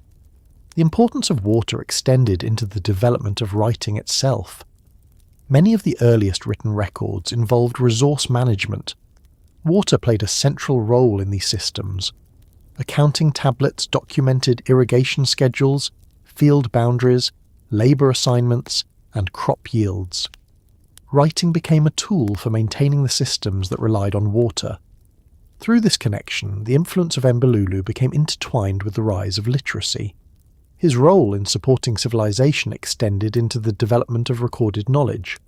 Artifacts discovered in ancient sites often depict scenes related to agriculture, water management, and fertility. While not all of these artifacts explicitly reference Enbilulu, the themes they portray reflect his domain. They show workers tending fields, guiding water through canals, and harvesting crops made abundant through careful planning. These scenes offer a glimpse into the daily reality shaped by the principles associated with the water god. They reveal how deeply his role permeated the cultural identity of early civilization. As the centuries progressed and cities expanded, the importance of water only grew. Larger populations required greater amounts of food. More land needed to be cultivated. Canals stretched farther across the plains. The systems became increasingly complex, requiring more oversight and coordination. Each expansion was seen as an extension of Enbilulu's guidance. The success of these systems reinforced his significance within the Anunnaki. He was not only the guide of rivers, but the foundation of a civilization that depended entirely on the rhythms he maintained. Enbilulu's role mattered most because it anchored the physical reality of life. His influence determined whether fields thrived or failed. It shaped the growth of settlements. It supported the development of trade, governance, writing, and ritual. His presence flowed through every aspect of daily life. While other deities governed important domains, the work of Enbilulu was constant. His guidance was present in every drop of water that moved through the land, and as the civilization continued to evolve, his influence remained essential. The rivers he guided continued to support the growth of cities, carrying them into new eras while maintaining the balance required for life to endure, moving steadily into the next part of the story. When the first communities settled permanently along the rivers, they quickly learned that water could not simply be observed. It needed guidance. The land was generous but unpredictable. Floods brought nourishment yet threatened destruction. Dry seasons supported growth but demanded careful planning.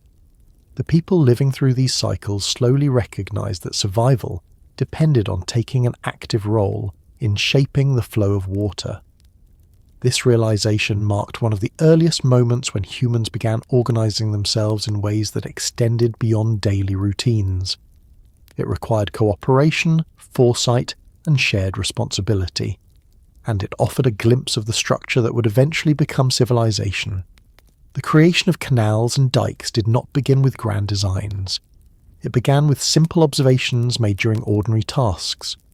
People noticed that water lingered longer in certain depressions.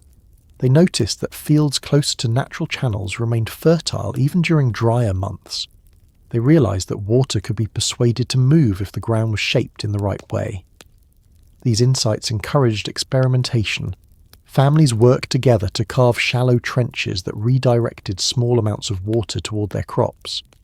At first, these trenches were narrow, serving only individual households or small groups. But even these early efforts made a difference.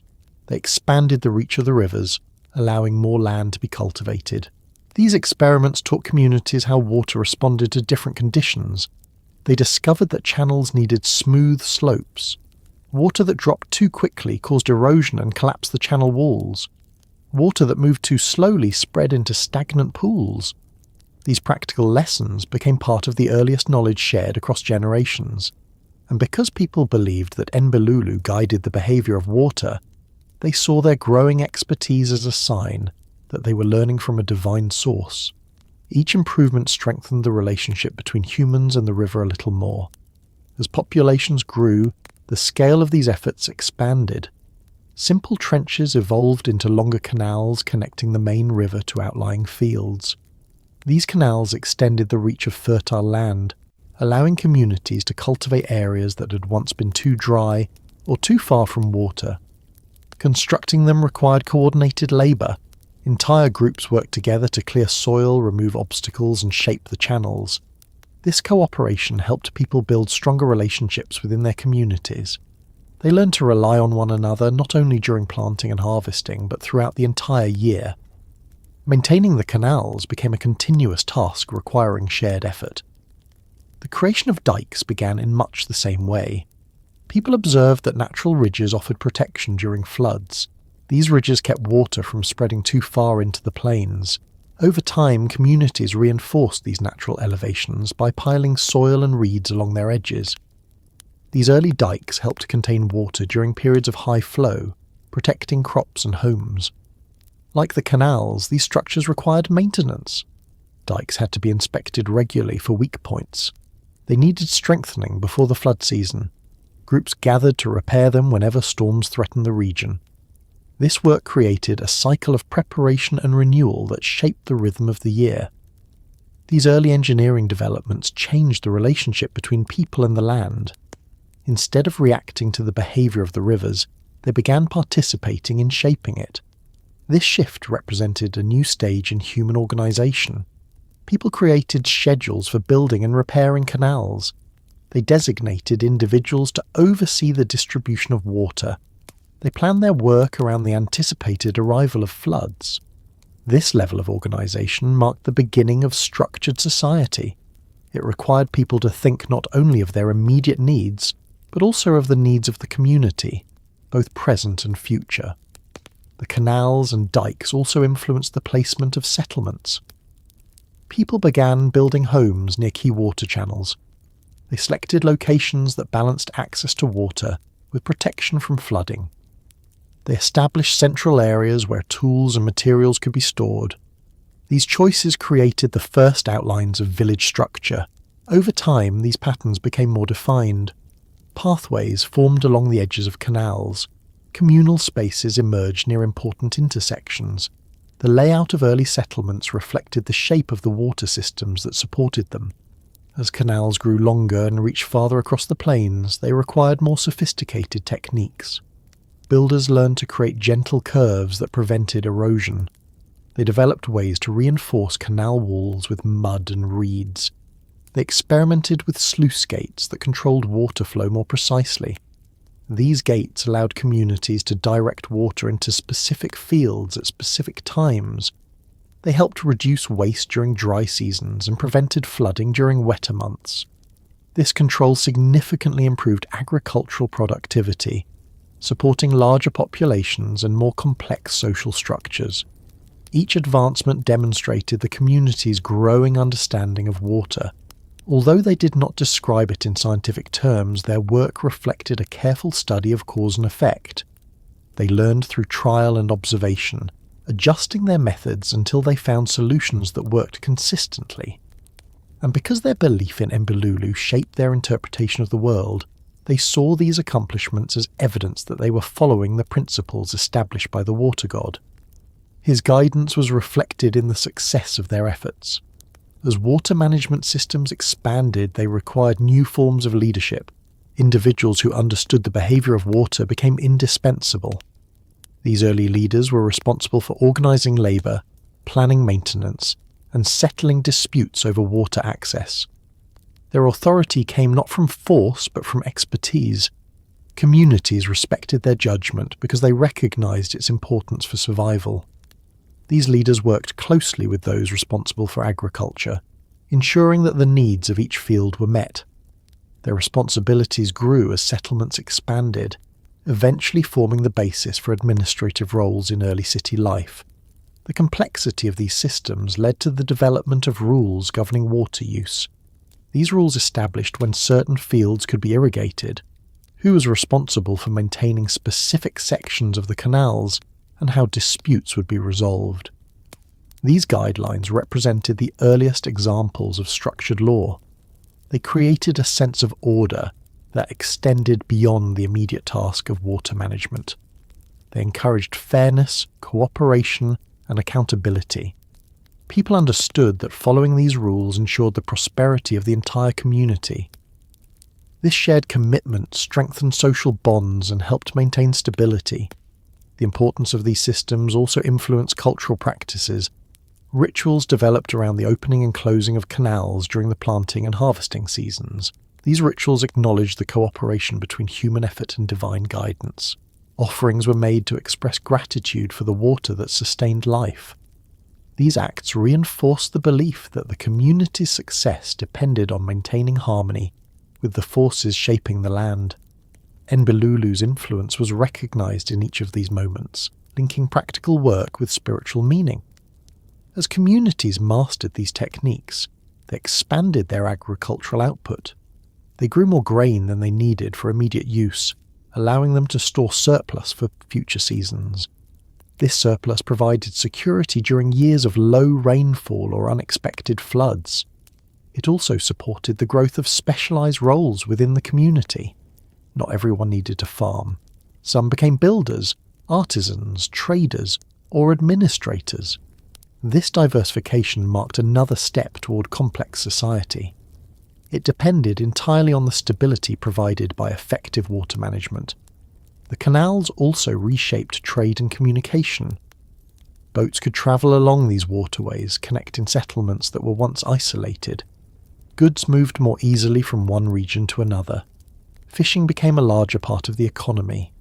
People travelled to exchange not only materials but also ideas. This movement helped spread knowledge about water management techniques, reinforcing the connection between different communities.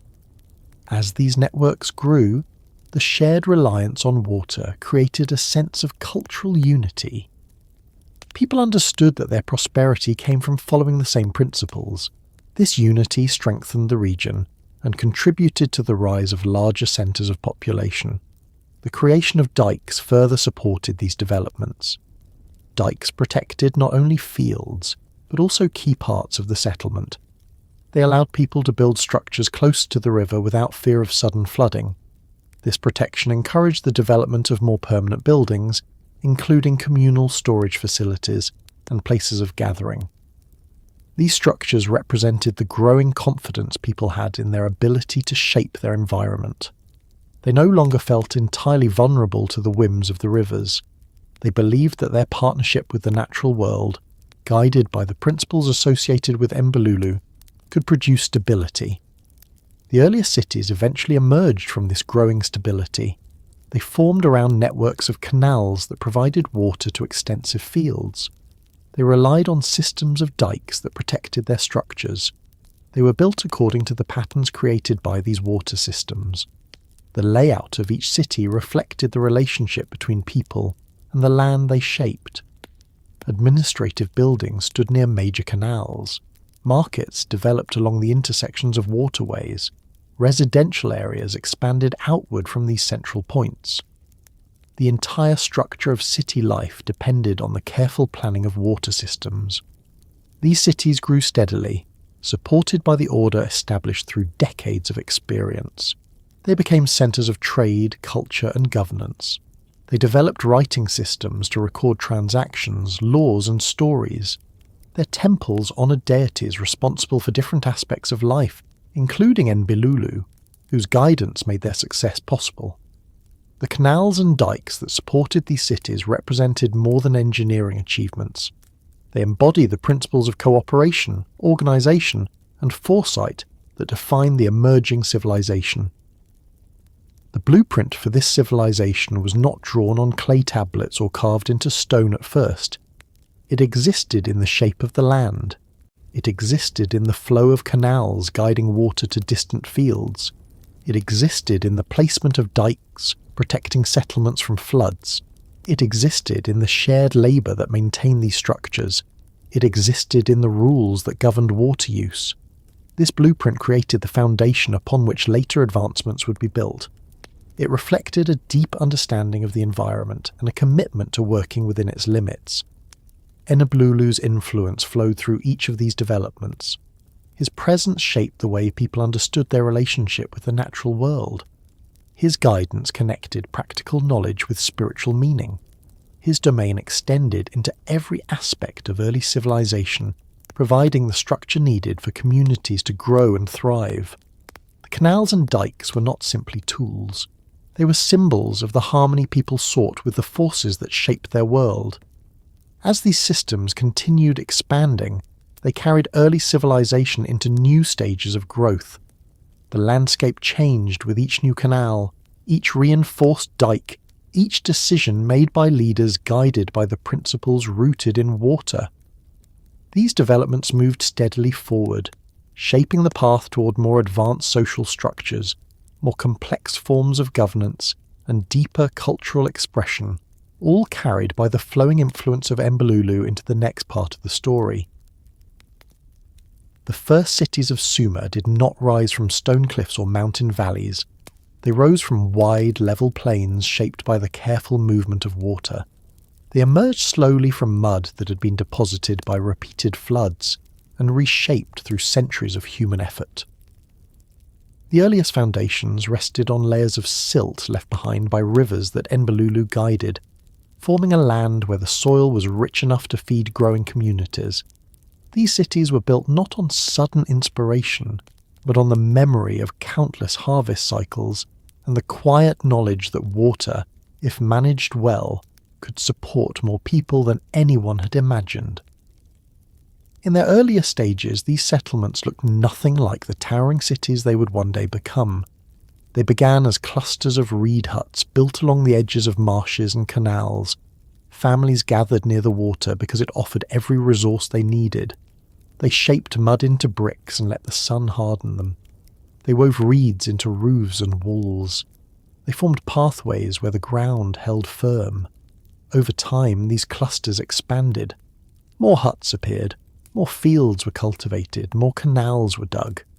The settlements grew not because someone decided to create a city, but because the land, shaped through the influence of Enbilulu, provided enough food and stability to support more people than before. As generations passed, these small settlements developed into places with recognizable layouts. Houses became more durable as people refined their techniques. They strengthened walls with multiple layers of mud. They learned how to reinforce foundations to withstand seasonal shifts. They built storage pits that allowed them to keep grain from one season to the next. These changes marked a shift in how people viewed their homes. They were no longer temporary shelters. They were the beginnings of lasting communities. With more stable living conditions came new opportunities. People could specialize in tasks that did not revolve solely around farming. Some became skilled builders. Others learned to craft tools from clay and stone. Some dedicated themselves to the creation of pottery, weaving, or textile work. These specialized roles helped diversify the community's economy. As each skill improved, the settlement became more self-sufficient and more capable of supporting larger populations. The growth of these settlements depended on the careful management of water. Enbilulu's influence shaped not only the land but also the structure of society. Each canal that reached into the plains supported a new section of fields. Each dike that held back floodwaters protected homes and food stores. These structures made it possible for settlements to expand beyond their original areas. The blueprint for growth followed the path of the water. Communities increased their size in tandem with the reach of their irrigation systems. As the population grew, leaders emerged to coordinate larger projects. These leaders were not rulers, in the sense that later kings would be. They were individuals recognized for their knowledge of the environment. They understood the behavior of the rivers. They knew how to guide water through the canals without causing erosion. They planned the maintenance schedules for the dikes. Their authority stemmed from experience and from their perceived connection to the principles embodied by Enbilulu. Under this coordination, settlements grew into villages, and villages grew into towns. The buildings became larger. Communal spaces developed where people gathered to trade goods, discuss shared responsibilities, or store collective resources. These spaces formed the beginnings of urban identity. They offered places where ideas could be exchanged and where decisions affecting the entire settlement could be made. One of the earliest signs that these communities were becoming true cities was the emergence of central structures made from thousands of sun-dried bricks. These buildings stood higher than any previous constructions. They were used to store grain, tools, and records. They provided administrative centres where leaders coordinated labour and resources. Their height symbolised the growing confidence people had in their ability to shape the land. These structures marked the beginning of organised urban planning. Writing began shortly after these developments. At first, it served as a practical tool for tracking resources. Clay tablets recorded the distribution of grain, the maintenance schedules for canals, and the storage of goods. This writing reflected the community's growing complexity. It also demonstrated the importance of water as the backbone of urban stability. The earliest written records show that nearly every aspect of life was tied to agriculture and irrigation.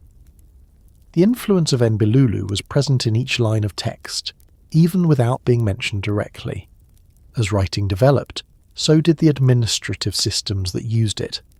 People began documenting contracts, labour arrangements, and property boundaries. They created inventories of goods, produced and exchanged. These records allowed for greater organisation and reduced conflicts over resources. Writing enabled these growing cities to maintain order even as their populations increased. It supported the development of sophisticated economic systems. It strengthened the connections between different parts of society. The structure of the cities themselves reflected the flow of water through their environment. Canals acted as arteries, bringing nourishment to distant fields. Streets formed alongside these waterways. Markets developed near points where canals intersected. Residential areas expanded outward from central administrative buildings. This pattern created cities that felt like living organisms, with water guiding their growth and supporting their essential functions. The marshlands that had once shaped early settlements continued to play a role in the development of these cities. They provided clay for bricks, reeds for construction, and fish that fed the population. As cities grew, they established outposts near marshland edges to ensure a steady supply of these resources. People travelled daily between the marshes and the city centres. They brought back raw materials, fish, waterfowl, and plants. The marshlands served as both the origin of early civilization and a supporting system for the cities that followed. Trade expanded as cities developed. The rivers that connected different settlements became highways for goods and ideas. Boats travelled up and down the waterways carrying pottery, textiles, grain, and tools. The movement of these goods strengthened relationships between cities. It also encouraged the exchange of knowledge. People shared techniques for irrigation, construction, and craftsmanship. This exchange helped spread the principles associated with Enbilulu's guidance across the region. The growth of cities also encouraged the formation of more formal leadership structures. As populations increased, the responsibilities of managing water became too large for a single individual. Councils formed to oversee different aspects of urban life. Some focused on irrigation, others organised labour, still others managed trade or resolved disputes. These councils created a framework that allowed the city to function effectively. They were built on principles of cooperation and shared responsibility, reflecting the nature of the water systems that supported them. Temples emerged as central features of these expanding cities. They were built from the same mud bricks used in other structures, but they stood taller and held deeper meaning. These temples were places where people acknowledged the forces shaping their lives. They expressed gratitude for the water that had made their cities possible. They offered small rituals that honoured the deities responsible for maintaining order. Among these deities, Enbilulu held a quiet but foundational role. He was not always represented with elaborate statues or monumental temples, but his influence permeated every part of city life. The temples themselves became centres of administration. Priests managed the distribution of grain stored in temple granaries. They organised labour for major construction projects. They recorded transactions and offerings. These activities made temples integral to the functioning of the city. Their dual roles as spiritual and administrative centres reflected the unity between practical and sacred responsibilities. As cities matured, their architecture grew more advanced. Builders learned how to create walls that resisted water damage. They developed methods for constructing larger buildings. They created wide plazas that brought people together. They built roads that connected different parts of the city. These developments contributed to the sense that the city was more than a collection of structures. It was a coordinated system shaped by shared effort and shared reliance on water.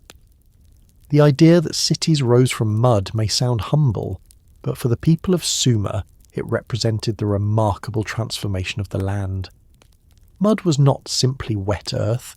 It was the product of the cycle that sustained them. It was the raw material shaped by the rivers Enbilulu guided.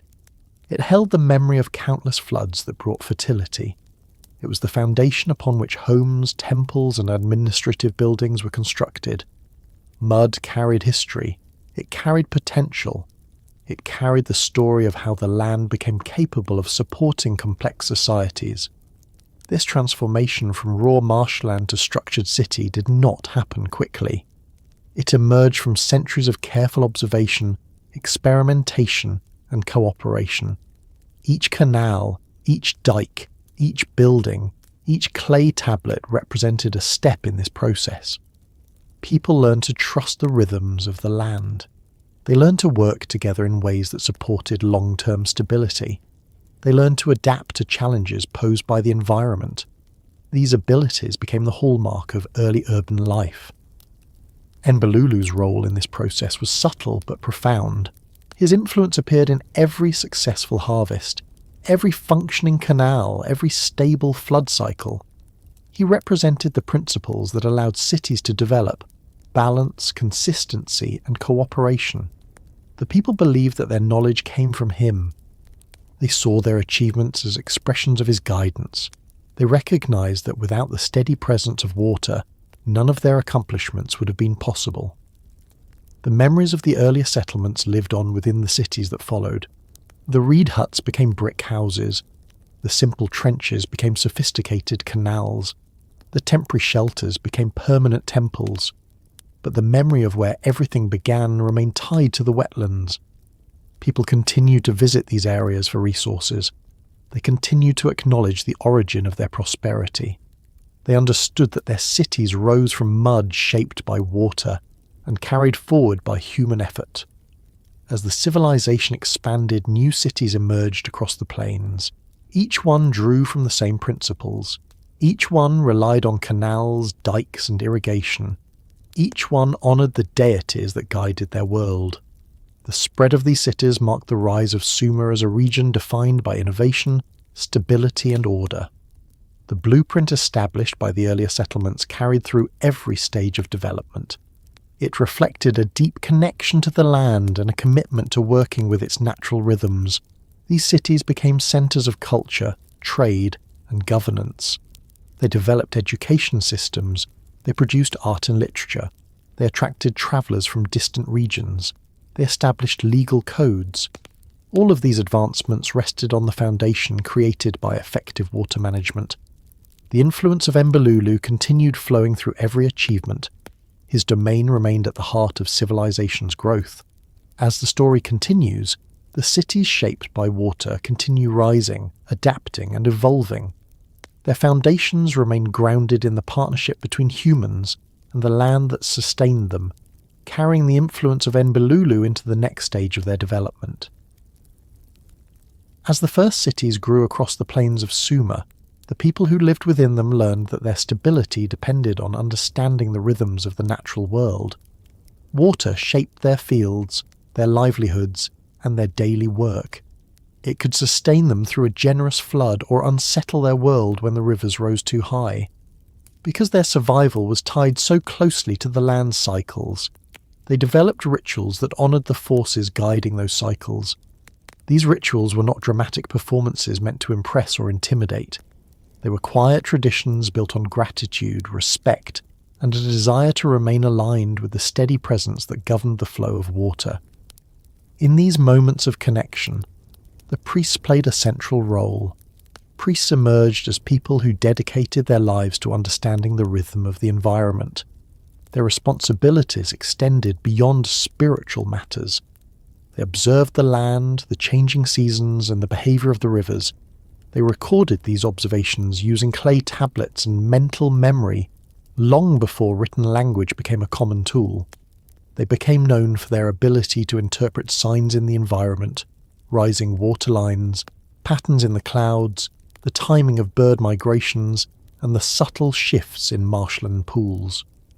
Their knowledge gave the people confidence that they could prepare for changes long before those changes appeared. Because priests carried this knowledge, they became the bridge between the community and the natural world. They were viewed as individuals who understood the principles shaping the land. They did not see themselves as commanding the waters. They saw their role as working with the patterns established by Enbilulu. They recognized that the rivers had their own logic. Their responsibility was to read this logic and help their community respond in ways that maintained harmony. The rituals associated with water developed gradually. In the earlier cities, offerings were simple. People brought reeds, fish, grain, and handmade objects crafted from clay. These offerings were placed near canal edges, riverbanks, or small shrines built from mud bricks. Nothing about these moments suggested spectacle. They were quiet acknowledgements of dependence on the waters that sustained life. People contributed what they could. not because the rituals demanded it, but because they understood the cycle of giving and receiving that shaped their existence. Over time, these offerings found more formal homes within temples. The temples dedicated to key deities were made from sturdier materials and stood taller than surrounding buildings.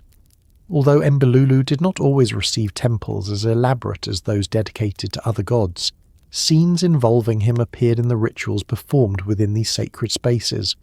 Water was often used in purification ceremonies, representing renewal and continuity. Priests poured water over carved vessels or into shallow basins, allowing it to flow in controlled paths symbolizing the order they hoped would remain in the rivers outside. Ceremonies marking the beginning of the flood season were especially important. Priests gathered at the edges of canals or the main river, offering words and gestures meant to acknowledge the arrival of the waters. They carried small containers filled with locally grown grain and poured them into the river as a gesture of reciprocity. This act reflected the understanding that the floodwaters brought nutrients essential for the next year's crops. The offering of grain was a way of returning a portion of that fertility to the waters that had provided it. It symbolized a cycle that had no beginning and no end, a continuous flow linking human effort to the natural world. Priests also played a role in organizing communal work tied to water management. They oversaw repairs on canals before the flood season, encouraged the clearing of debris that might cause blockages, and helped determine where new irrigation channels should be constructed. These activities depended on cooperation, and the presence of priests reminded the community that these efforts were part of a larger balance shaped by divine principles. Work became more than simple labour. It became a shared commitment to maintaining the stability that allowed the settlement to thrive. Many rituals occurred quietly at dawn or dusk, moments when the city was transitioning between rest and work. These times carried a sense of calm that complemented the purpose of the rituals. Priests lit lamps near the water, their reflections flickering across the surface. They placed small offerings in pots shaped from the same clay used to build the city's homes. The simplicity of these actions reflected a deep understanding of how vital constant care was to maintaining harmony. People watched these rituals from nearby pathways, often pausing briefly before continuing their daily routines. Even these small pauses reinforced the shared awareness of the water's importance. The rituals grew increasingly integrated into daily life. Before planting, farmers would wash their hands in canal water to symbolize readiness for the season's work. During harvest, families saved small portions of their grain as offerings that thanked the waters for nurturing their fields. Children participated in simple ceremonies that introduced them to the rhythms shaping their world. They were taught to respect the canals, not to disturb the dikes, and to recognize signs of changing water levels.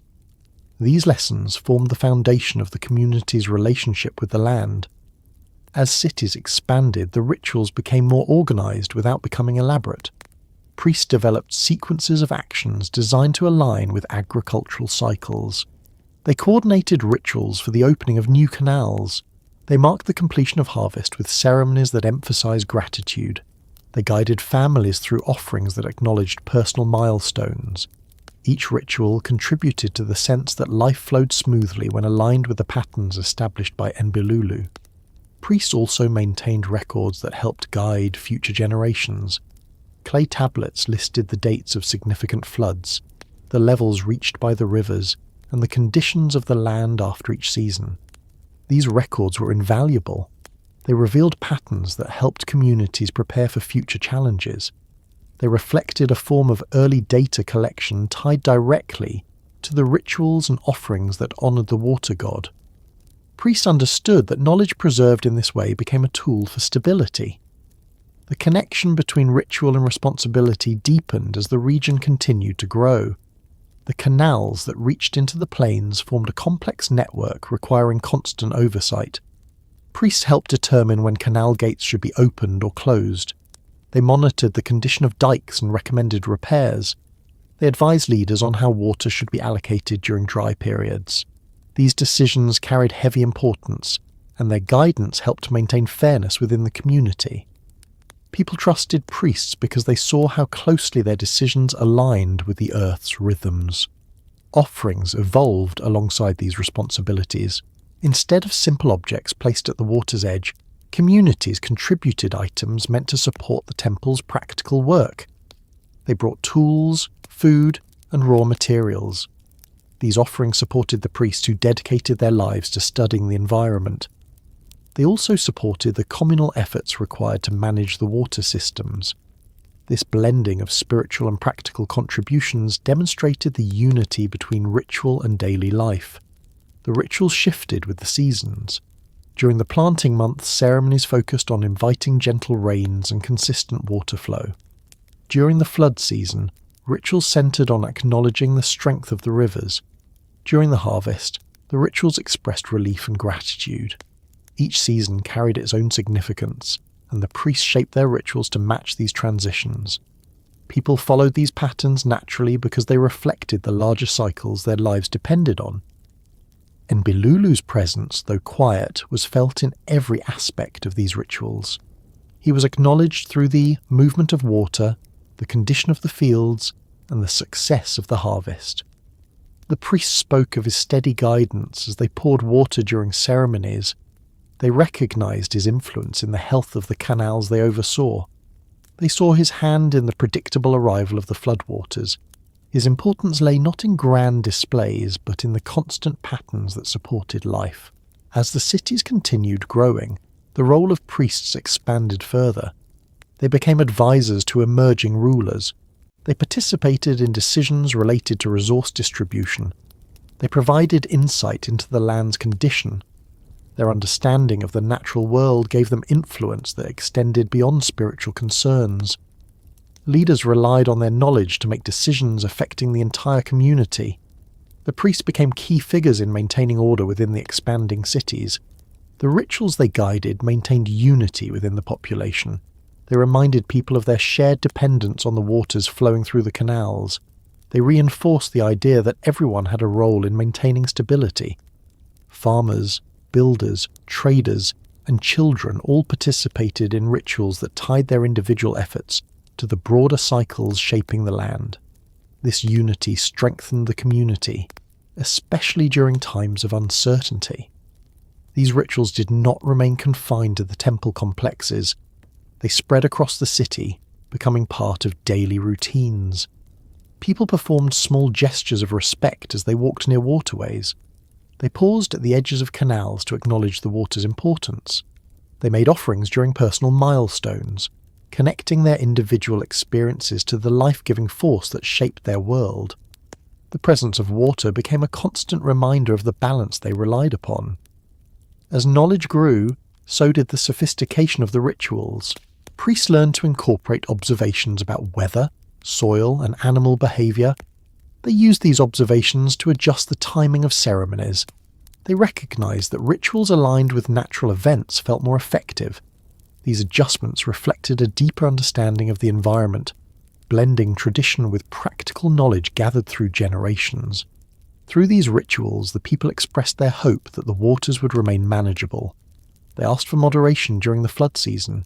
They sought consistency during the dry periods.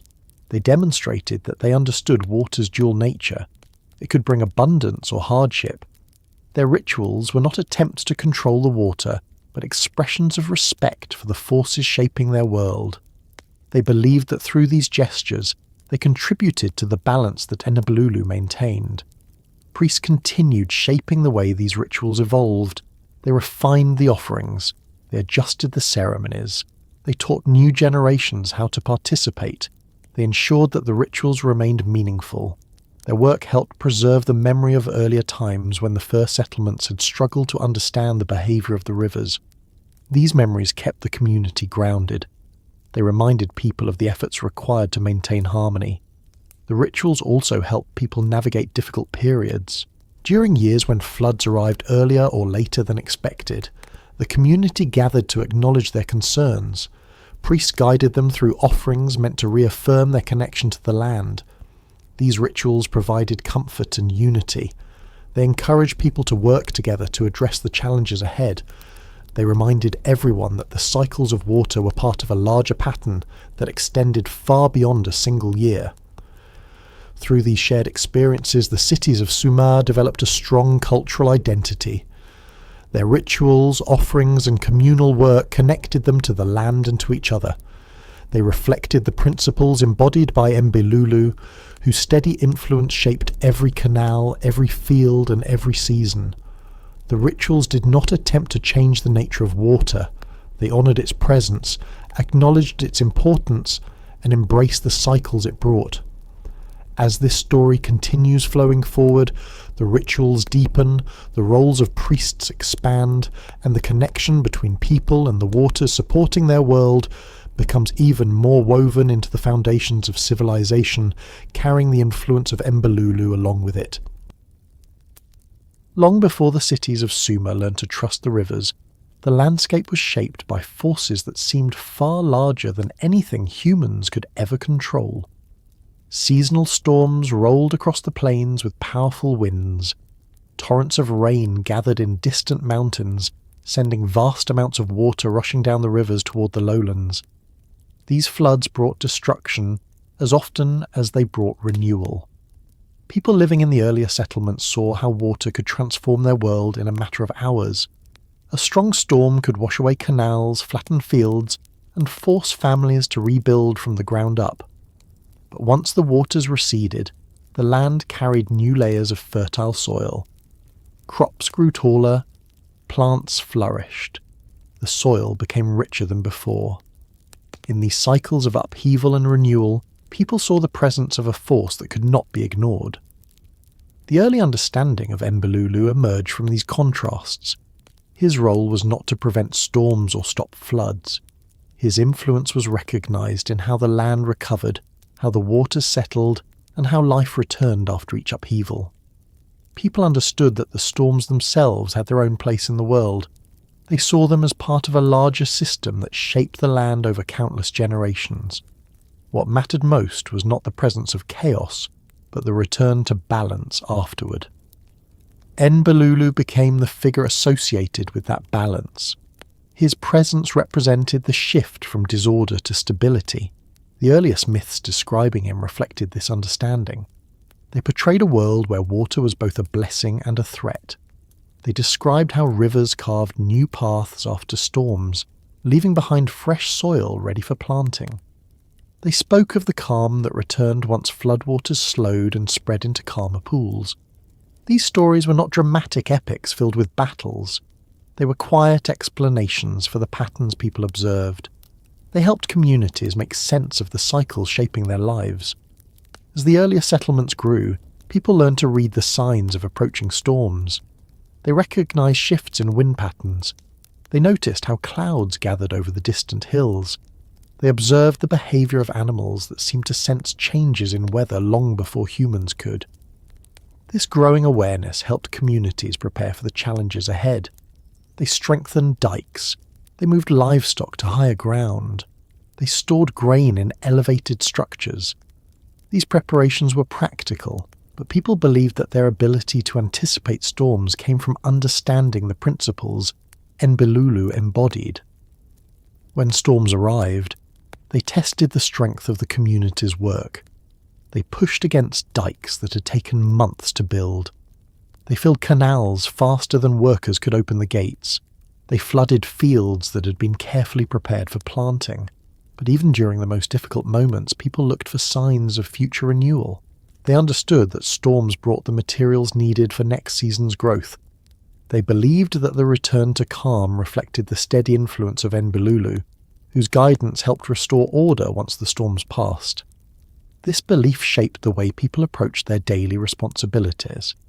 They did not assume the land would remain stable without effort. They recognized that maintaining balance required constant work. After each storm, communities gathered to repair damage.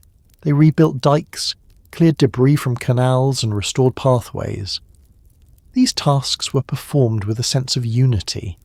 People understood that their efforts aligned with the principles symbolized by Enbilulu. They worked to restore the calm that allowed life to flourish. The storms also revealed the importance of understanding the landscape.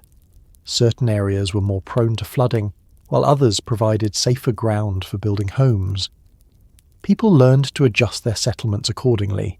They placed important structures on higher ground. They built storage areas far from the edges of riverbanks. They designed irrigation systems that could withstand seasonal fluctuations. These decisions came from generations of observing how the land responded to storms. They reflected a growing ability to anticipate the needs of the world around them. As knowledge increased, so did the sophistication of the irrigation systems. Communities developed new techniques for controlling water. They dug deeper canals that could handle overflow during storms. They created diversion channels that directed excess water into marshlands. They strengthened dikes with layers of mud and reeds. These improvements reduced the damage caused by floods and allowed fields to recover more quickly. They demonstrated a commitment to maintaining order in the face of natural forces. Enbilulu's influence was seen in the success of these efforts. People believed that the knowledge guiding their decisions came from him.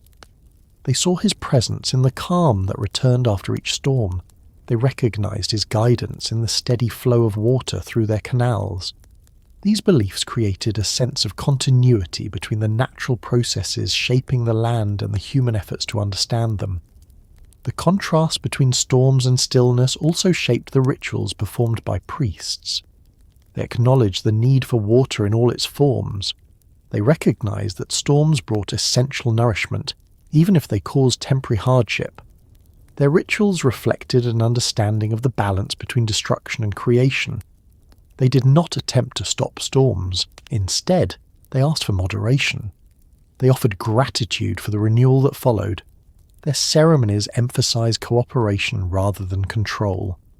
One of the most important rituals occurred after the floodwaters began to recede. Priests walked along the edges of the canals, observing the condition of the land. They offered small gestures of appreciation for the return of calm. They acknowledged the work required to restore the fields. These rituals brought the community together. They reminded people of their shared responsibility for maintaining balance. They reinforced the belief that their efforts aligned with the guidance of Enbilulu. The return to stillness after a storm was not immediate. It took time for the waters to settle, for the soil to dry, and for plants to recover. People learned to be patient during these transitions. They understood that the land needed time to heal. They used these periods to assess damage, plan future improvements, and prepare for the next planting season. This patience reflected a deeper appreciation for the cycles shaping their lives. It showed that they recognized the importance of allowing natural processes to unfold at their own pace. Over time, the contrast between storms and stillness became a central theme in the stories passed down through generations. These stories helped explain the unpredictability of the natural world. They offered comfort during difficult periods. They reminded people that balance would return, even after the most powerful storms. They emphasized that the land was resilient. They portrayed Enbilulu as the one who helped guide this resilience, ensuring that the world could recover and continue supporting life. As the cities grew larger, the challenges posed by storms became more significant.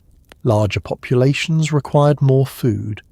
They depended more heavily on the stability of irrigation systems. They needed more precise methods for controlling water. These demands pushed communities to improve their understanding of the environment. They developed techniques for predicting flood levels. They built more extensive canal networks. They strengthened dikes and created embankments. These advancements reflected the expanding influence of Enbilulu's principles. The ability to maintain balance became one of the defining characteristics of Sumerian civilization. Their systems were designed to accommodate both abundance and scarcity. They recognized the need for flexibility. They adjusted their methods based on experience. They worked together to manage resources. These practices demonstrated a mature understanding of the natural world. They showed that the people had embraced the partnership between human effort and the steady guidance symbolized by Enbilulu. The importance of this balance also appeared in their legal systems. Early codes of law included guidelines for water usage, canal maintenance, and flood protection. These laws helped reduce conflicts over resources. They ensured that everyone contributed to communal work. They established penalties for neglecting important responsibilities. These laws reflected the belief that maintaining order in society required the same principles that maintained order in the land. Even in the arts, the contrast between chaos and calm appeared. Carvings and pottery often depicted scenes related to water. They showed rivers flowing through fields. They illustrated boats carrying goods along quiet canals. They sometimes depicted storm clouds or waves, representing the forces that shaped the land. These artistic expressions revealed how deeply water influenced their identity. They showed that the people understood their world through the lens of these cycles. The skills used to manage water extended into other areas of life.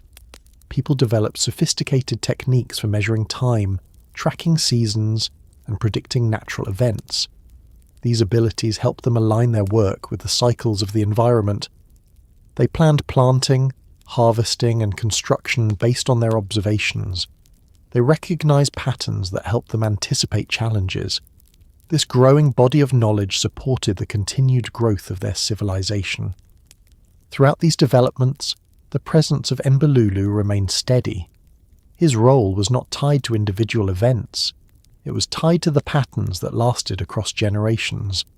He represented the principles that allowed life to continue flourishing despite the unpredictability of the natural world.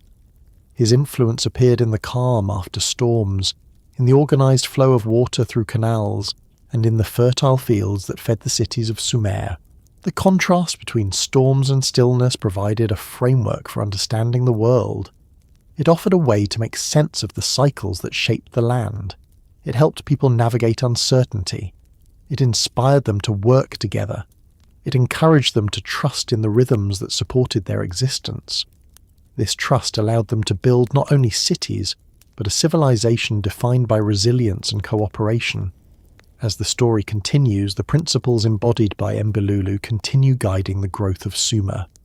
His influence flows through every part of the landscape, through every canal repaired after a storm, through every field that flourishes after the waters recede, carrying the civilization steadily into its next stages. As centuries passed and Sumer faded into the distance of recorded memory, people continued returning to the stories preserved on clay tablets. These tablets held the earliest accounts of water systems, rituals, leaders, and gods. Among these figures, Enbilulu appeared as a quiet yet central presence. His name surfaced in hymns describing the rivers. It appeared in lists of deities associated with agriculture. It showed up in references to irrigation and abundance. These scattered mentions encouraged later scholars to wonder how much of the water god story reflected real practices and real people who shaped the earliest civilizations. This curiosity became part of a much longer journey through history, scholarship, and interpretation.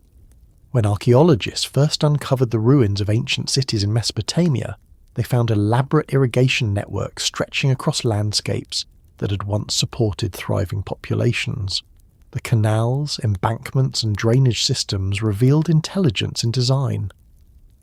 They suggested centuries of accumulated knowledge. These discoveries raised questions about how such systems developed. Scholars studied the layout of these waterways, measuring their depth, their width, their alignment with natural rivers. The evidence demonstrated careful planning and long-term coordination.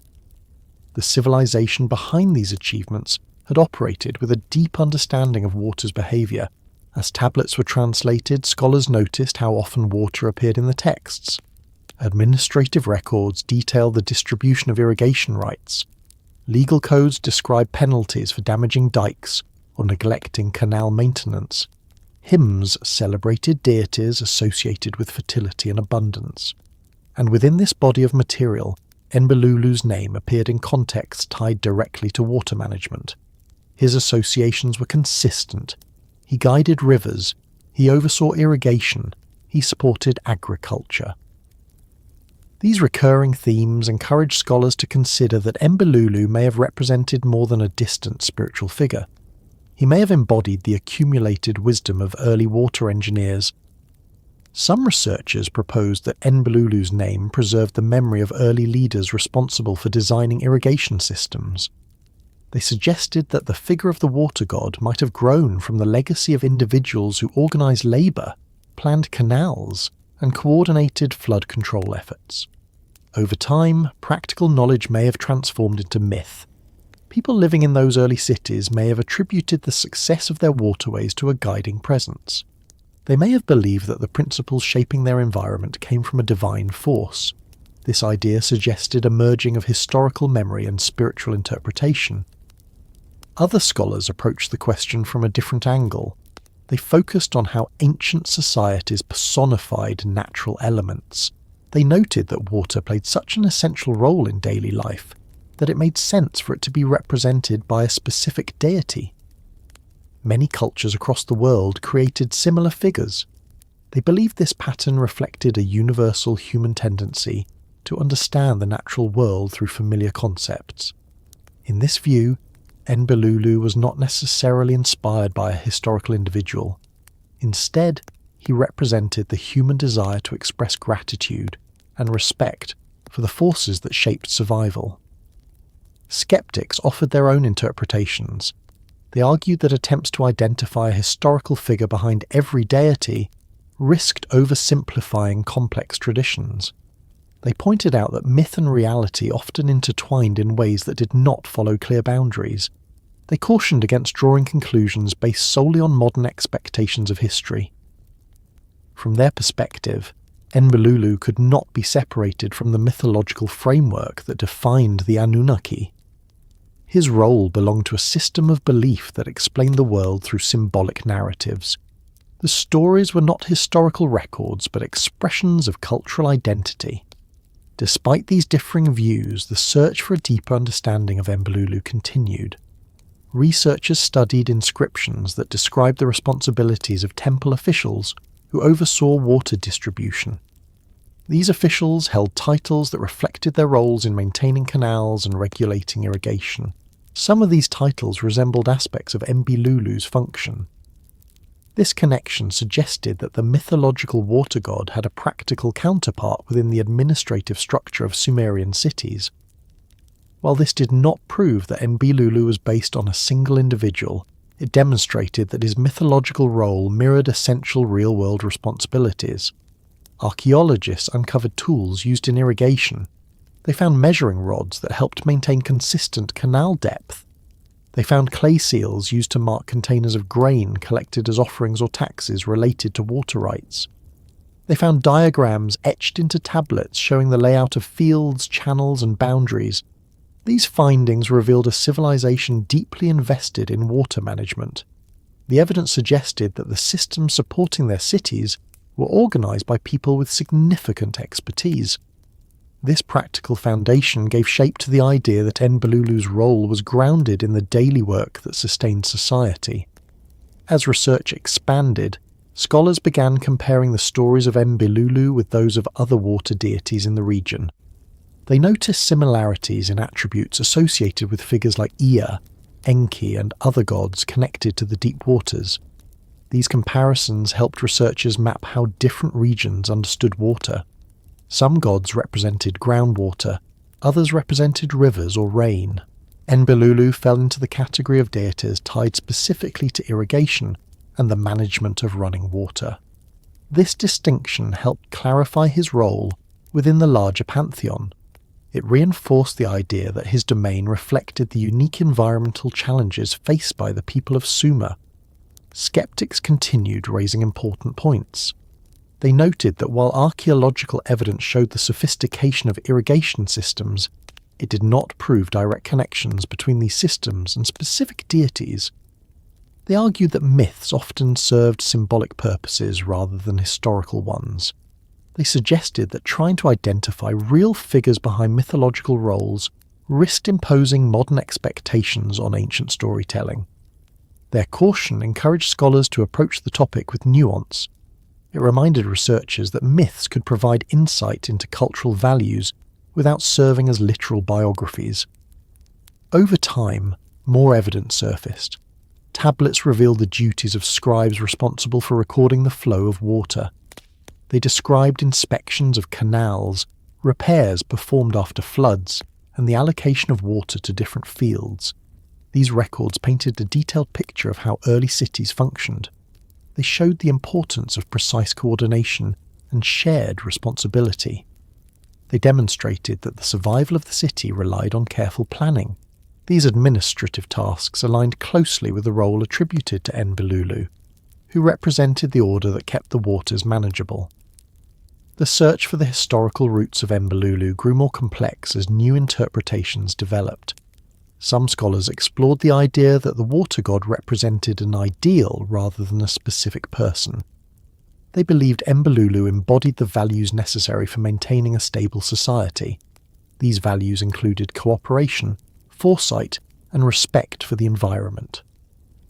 In this interpretation, the water god symbolized the collective effort of generations working toward a shared goal. He represented a guiding principle, rather than a historical figure. Other researchers examined the way myths evolved over time. They noted that earlier versions of certain stories differed slightly from later versions. Names changed, roles shifted, responsibilities were reassigned. These changes reflected the changing needs and perspectives of the society telling the stories. Enbilulu's role may have evolved as cities grew. His importance may have increased as irrigation systems became more sophisticated.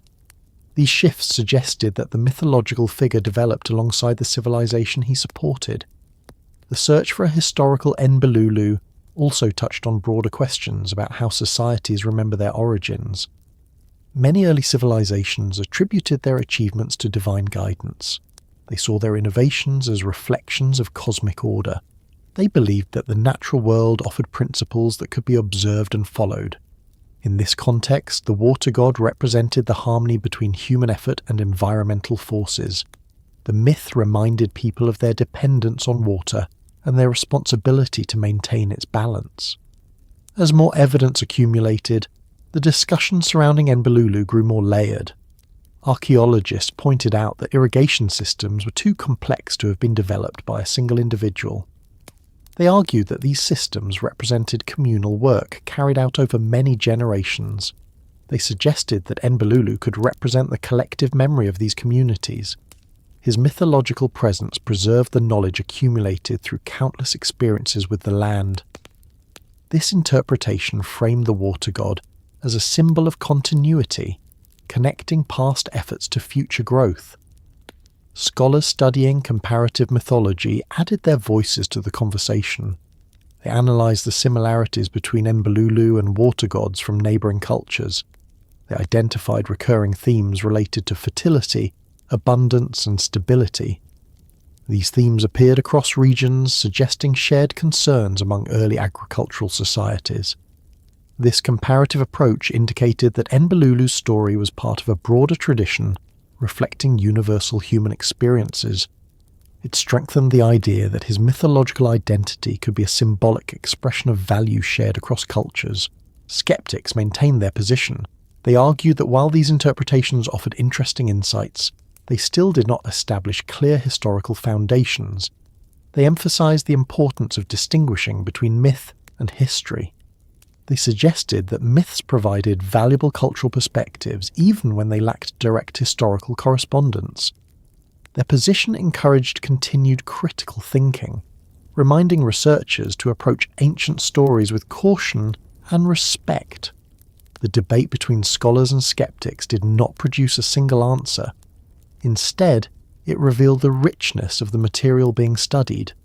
It demonstrated that the search for a historical Enbilulu was not simply a quest for a name or identity. It became an exploration of how civilizations developed, how they understood nature, how they organized their societies, and how they preserved their achievements through stories. The discussions surrounding the water god opened pathways for examining the broader relationship between myth and reality. The more scholars studied the irrigation system of Sumer, the more they recognized the depth of practical knowledge behind them. They observed how the canals aligned precisely with natural contours. They noted how dikes were positioned to redirect water away from vulnerable areas. They documented the detailed schedules used to allocate water during different seasons. These findings suggested that Enbilulu's mythological role mirrored the real-world responsibilities of people who ensured the city's survival. The myth and the history reflected each other, even if they did not merge completely. The search for historical meaning continued in museums, universities, and archaeological sites across the world. Researchers translated new tablets. They analysed soil layers to understand ancient flood patterns. They studied the remains of settlements to determine how communities adapted to environmental changes. Each discovery added another piece to the puzzle. Each piece offered a new perspective on the relationship between myth and history. Through this ongoing work, the figure of Enbilulu remained central to discussions about how early civilizations understood their environment. He represented the steady presence shaping the land. He reflected the principles that allowed communities to thrive. He reminded scholars of the importance of water in the development of urban life, and he exemplified the blend of practical knowledge and spiritual interpretation that defined ancient thought. As research continues, the figure of Enbilulu remains both familiar and elusive. He stands at the intersection of myth and history, embodying ideas that shaped the earlier cities. He represents a connection between the tangible work of irrigation and the symbolic structures of belief. He offers insight into how civilizations understood their world and how they expressed that understanding through stories. And as the narrative moves forward, his presence continues accompanying the history of Sumer, guiding the flow of its rivers and the memory of those who lived beside them, carrying their legacy into the next part of the story. Long before the development of formal science, before numbers were written on clay tablets, and before tools were crafted to measure the movement of water, people learned to understand their environment by watching it closely. They noticed how the river rose at certain times of the year. They paid attention to how marshes expanded when rainfall in the mountains increased. They studied the way soil behaved when it held too much moisture or too little. These observations slowly formed a body of knowledge that shaped their decisions and guided their daily routines. Over generations, this practical understanding became intertwined with the stories they told. The myths they created preserved not only their beliefs, but also the knowledge that helped them survive. The figure of Enbilulu stood at the centre of this connection, linking the spiritual world to the physical processes shaping the land. To modern eyes, the earliest myths may appear like imaginative narratives, but to the people who lived during the rise of the first cities, these stories held meaning grounded in experience. They reflected repeated patterns observed in nature. They captured principles that helped communities manage uncertainty. The myths preserved knowledge in a way that could be passed from one generation to the next, even when writing was still developing. When people spoke of Enbilulu guiding the rivers, they were expressing their understanding of patterns learned through long observation. They believed that the natural world followed a structure, and that structure became easier to grasp when described through a guiding presence. In the earlier stories, Enbilulu ensured that the waters flowed correctly. He kept rivers within their paths. He guided floods to bring new layers of silt. He watched over the canals that extended into the fields. These descriptions reflected the reality that water behaved in predictable ways when observed over long periods. Flood seasons followed certain cycles. Rainfall in distant regions influenced the plains. Soil responded differently depending on its location. The stories framed these patterns as the work of a guiding hand. The science behind these patterns was already emerging through experience. People living in ancient Sumer may not have described their knowledge in mathematical terms, but they recognized relationships. They understood how the shape of a canal determined the speed of water flow. They noticed that broader channels carried water more gently than narrow ones. They learned that sloped banks reduced erosion. They recognized that water slowed naturally as it moved into marshlands. These insights appeared in their construction techniques. Canals were carved with gentle gradients. Their banks were reinforced with layers of reeds and mud. These choices reflected a practical understanding of hydrodynamics. Even if the people did not use that word, this science hidden within these practices was grounded in trial and careful observation. When a canal eroded, people learned to adjust its shape. When a dike failed, they strengthened it with additional layers. They refined their systems over generations, guided by experience. Myths helped preserve the lessons learned along the way. They explained why certain practices were necessary. They reminded people of the consequences of neglect. They provided a narrative framework that connected human effort to the larger forces shaping the world. The earliest evidence of measurement appears in the form of tools used to track water levels. Archaeologists have uncovered simple devices, such as marked stones and carved wooden rods, that likely served as reference points along canal walls. These tools helped farmers know when to open or close water gates. They tracked how much water was flowing through a channel. They measured the height of floodwaters. These measurements allowed communities to make informed decisions. They helped predict risks and prepare for seasonal changes. This practical use of measurement shows that the people of Sumer were developing a scientific mindset rooted in observation and record keeping. The connection between myth and measurement becomes clear when studying the responsibilities of temple officials. These officials maintained records of water distribution. They measured fields to determine how much water each plot required. They monitored canal conditions and assessed the impact of recent floods. These administrative tasks were associated with spiritual duties. The officials performed rituals that acknowledged Enbilulu's guidance.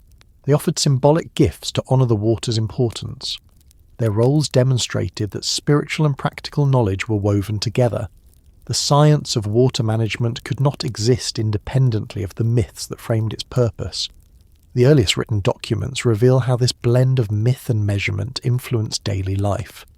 Many tablets record the allocation of water during specific periods.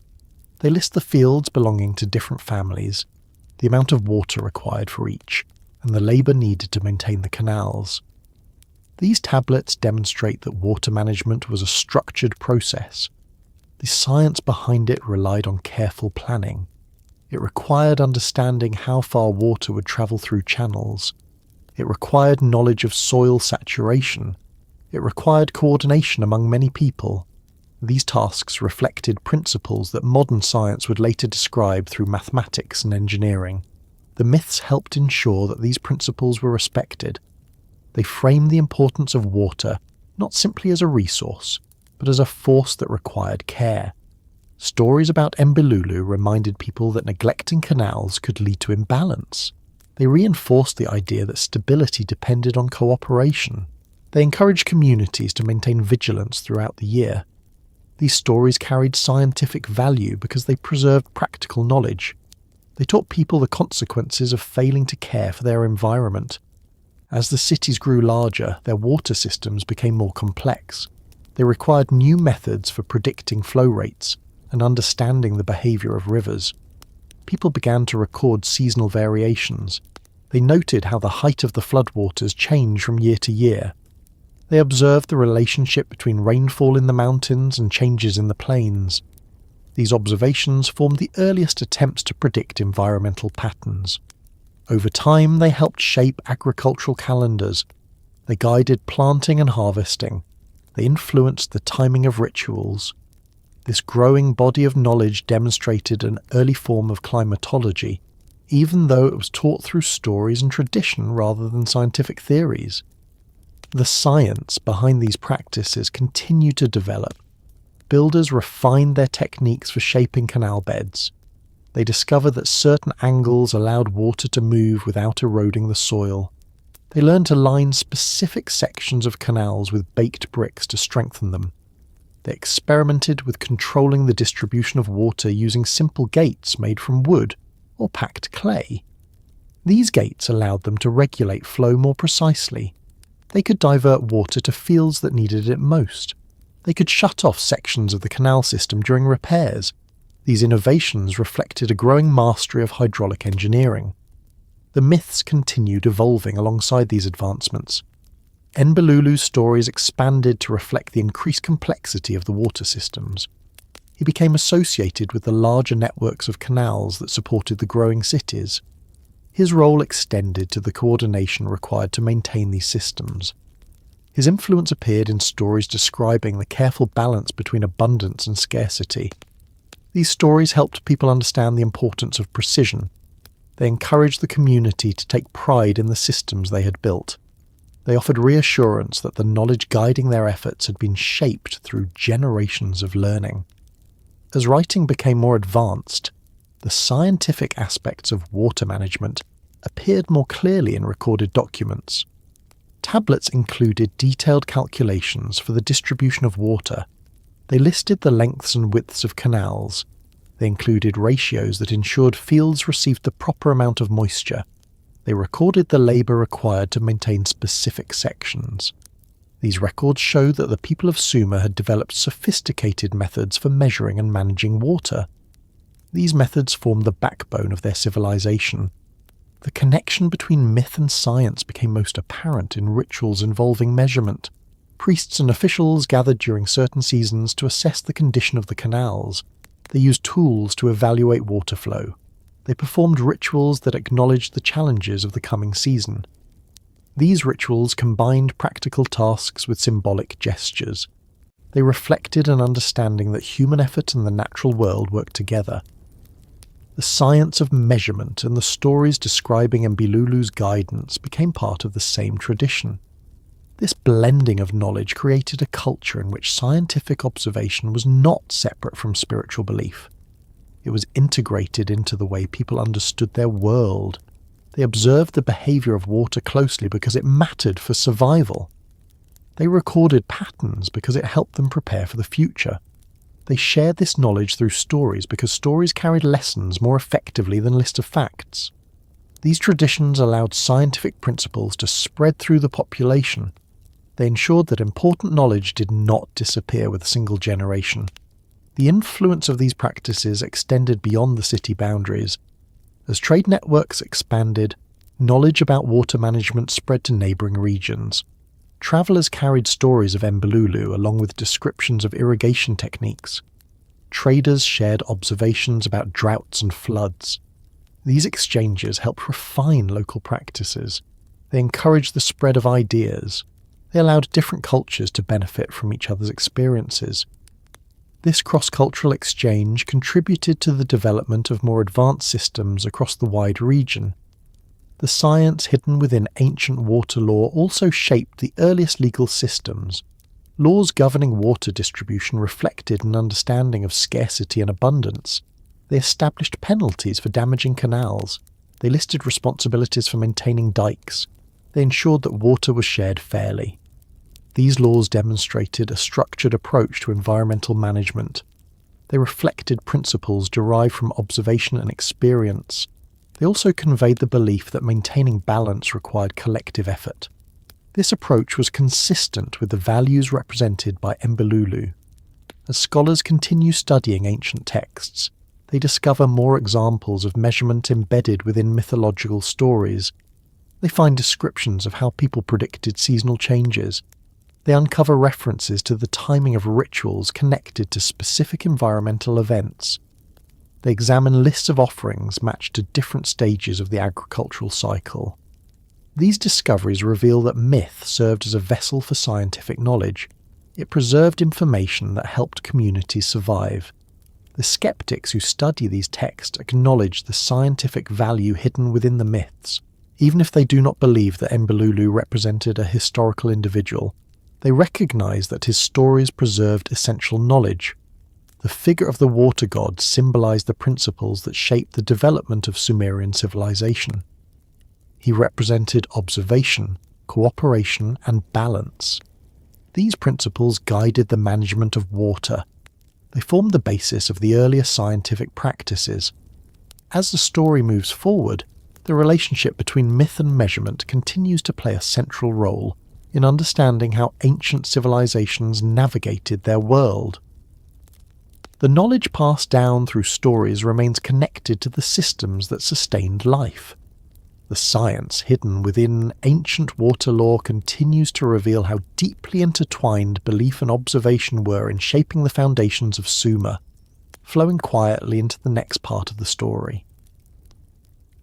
When people first shaped the land along the rivers of Sumer, they did not imagine that their efforts would echo across thousands of years. They worked to guide water through the plains, to store grain, to build structures that could withstand seasonal floods, and to develop the rhythms that allowed a community to thrive. These early decisions were made in environments shaped by the cycles of water, and they were guided by an understanding that the stability of their world depended on respecting those cycles. The figure of Enbilulu became the expression of this understanding. He represented the principles that allowed civilization to take root in a landscape shaped by rivers, marshes, and canals. His presence symbolized the knowledge that helped transform scattered settlements into enduring cities. As time passed, the people of the region continued developing systems that improved their ability to work with water. They created stronger dikes. They designed more precise irrigation channels. They recorded detailed measurements of flood levels. They wrote down the responsibilities of officials responsible for water management. These advancements were practical achievements, but they were also seen as reflections of the values associated with Enbilulu. The stories about him expressed the belief that water could be guided through cooperation. They emphasized the importance of stability and foresight. They encouraged the idea that human effort and natural forces could align to support a thriving society. The legacy of Enbilulu remained visible in the generations that followed. As technology changed and new tools were introduced, the foundational principles behind water management stayed the same. People continued studying the behavior of rivers. They continued adjusting their systems to reflect new observations. They continued sharing knowledge across communities. This continuity showed that the ideas associated with the water god had become part of the culture. They shaped how people understood their environment and how they approached the challenges of living in a region where water could shift from gentle to overwhelming in a matter of hours. As cities expanded into broader regions, the techniques developed in Sumer influenced neighbouring cultures.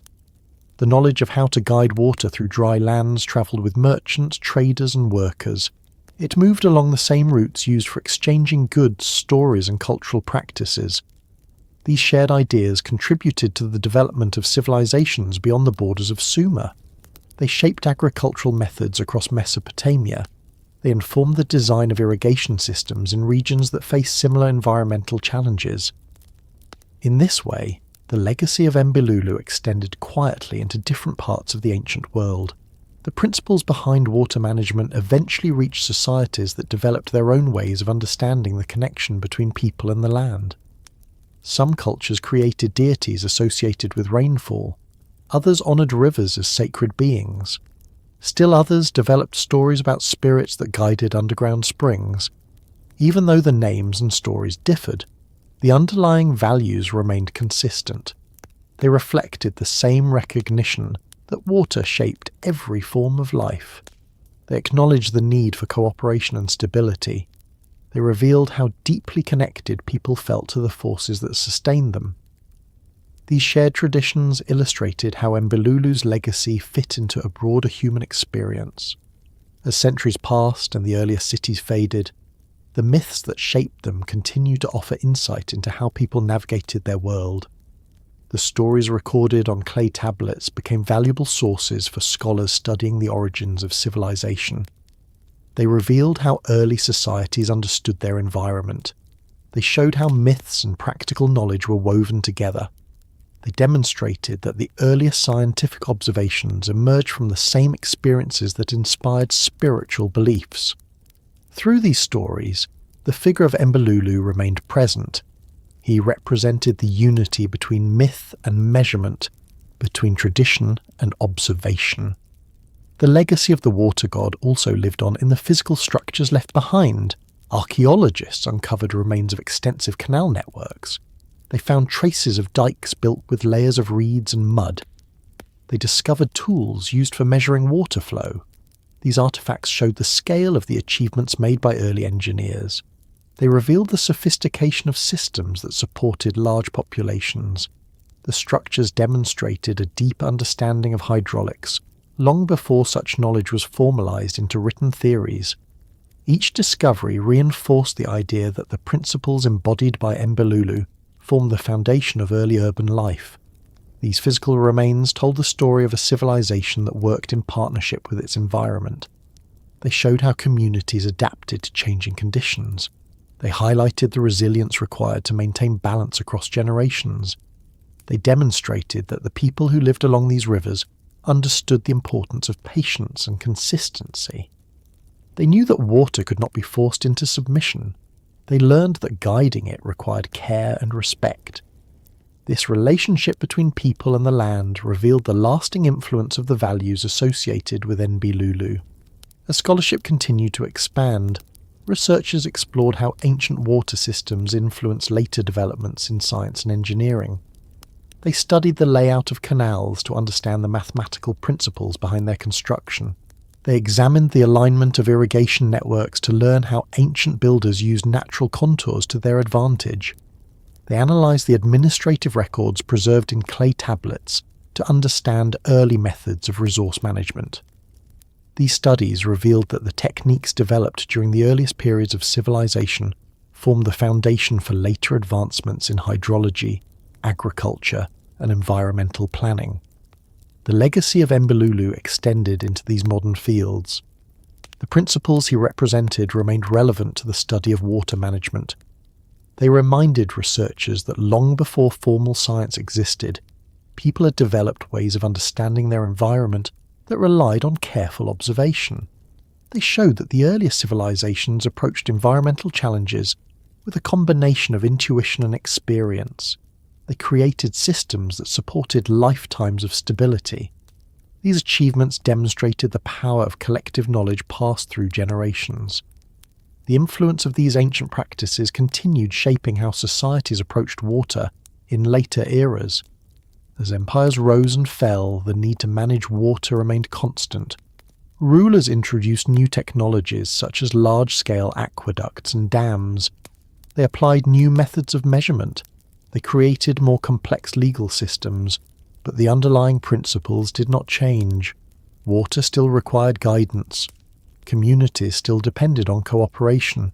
Stability still depended on understanding natural cycles. This continuity showed how deeply embedded the ancient values had become. The legacy of Enbilulu also appeared in cultural traditions. Stories about rivers, floods, and the forces governing them remained central to many societies. Rituals honouring water continued across different regions. Agricultural festivals preserved the memory of earlier practices. These traditions kept the connection between people and the environment alive. They reflected an enduring sense of respect for the elements that shaped daily life. Even as beliefs evolved, the idea that water required special attention remained consistent. In modern times, the connection between ancient water law and scientific understanding becomes clearer. Researchers studying the history of environmental management acknowledge the contributions of early civilizations. They recognize that the systems developed in ancient Mesopotamia reflect principles still used today. They examine how modern irrigation techniques share similarities with those used thousands of years ago. They analyze how ancient communities balanced human needs with the limitations of their environment.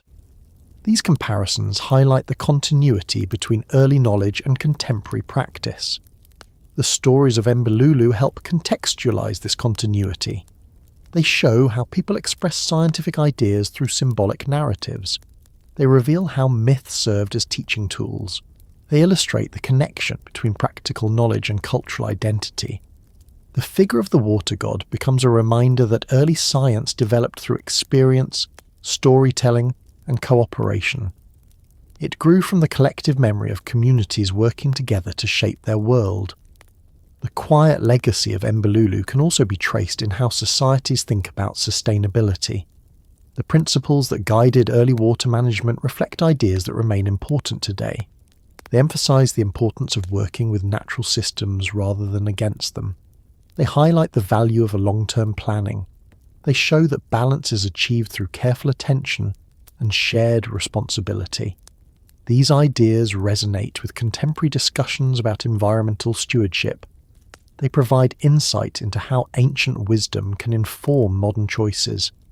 The values associated with Enbilulu also appear in everyday experiences. People still recognize the calming effect of steady water. They build homes near rivers and lakes because they understand the comfort these environments provide. They maintain gardens, farms and parks that depend on careful water use. They notice how weather patterns influence their routines. These observations reflect a continued awareness of the natural cycles that shaped the earlier civilizations. They show that the connection between people and water remains strong.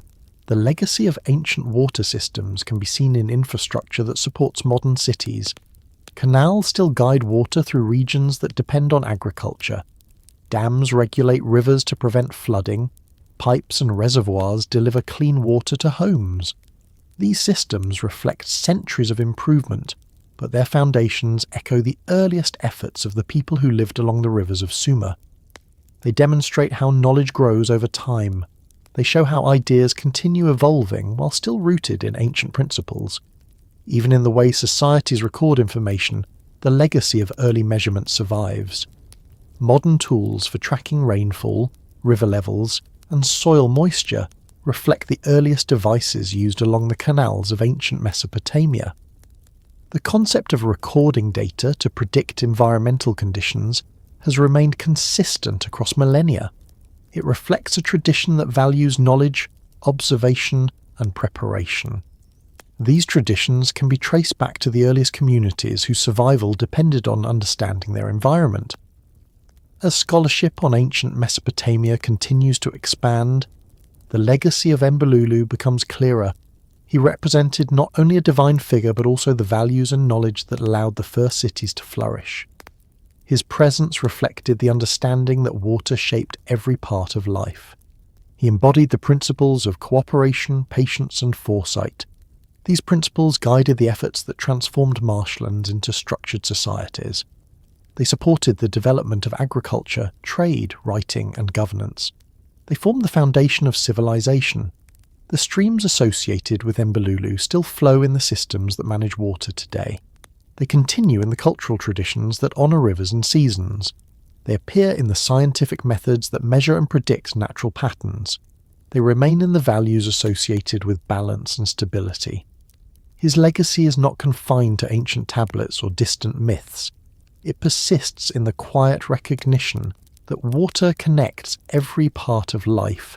It continues in the structures built to guide rivers. It lives on in the understanding that the natural world requires care. The story of Enbilulu endures because it reflects the relationship between people and the environment. It shows how early civilizations navigated uncertainty. It demonstrates how myth and science work together to create lasting knowledge. It reveals how deeply the cycles of water shaped cultural identity. And as the narrative continues moving forward, the calm presence of Enbilulu remains woven through the foundations of the world shaped by those early efforts, carrying the memory of their work into every generation that follows.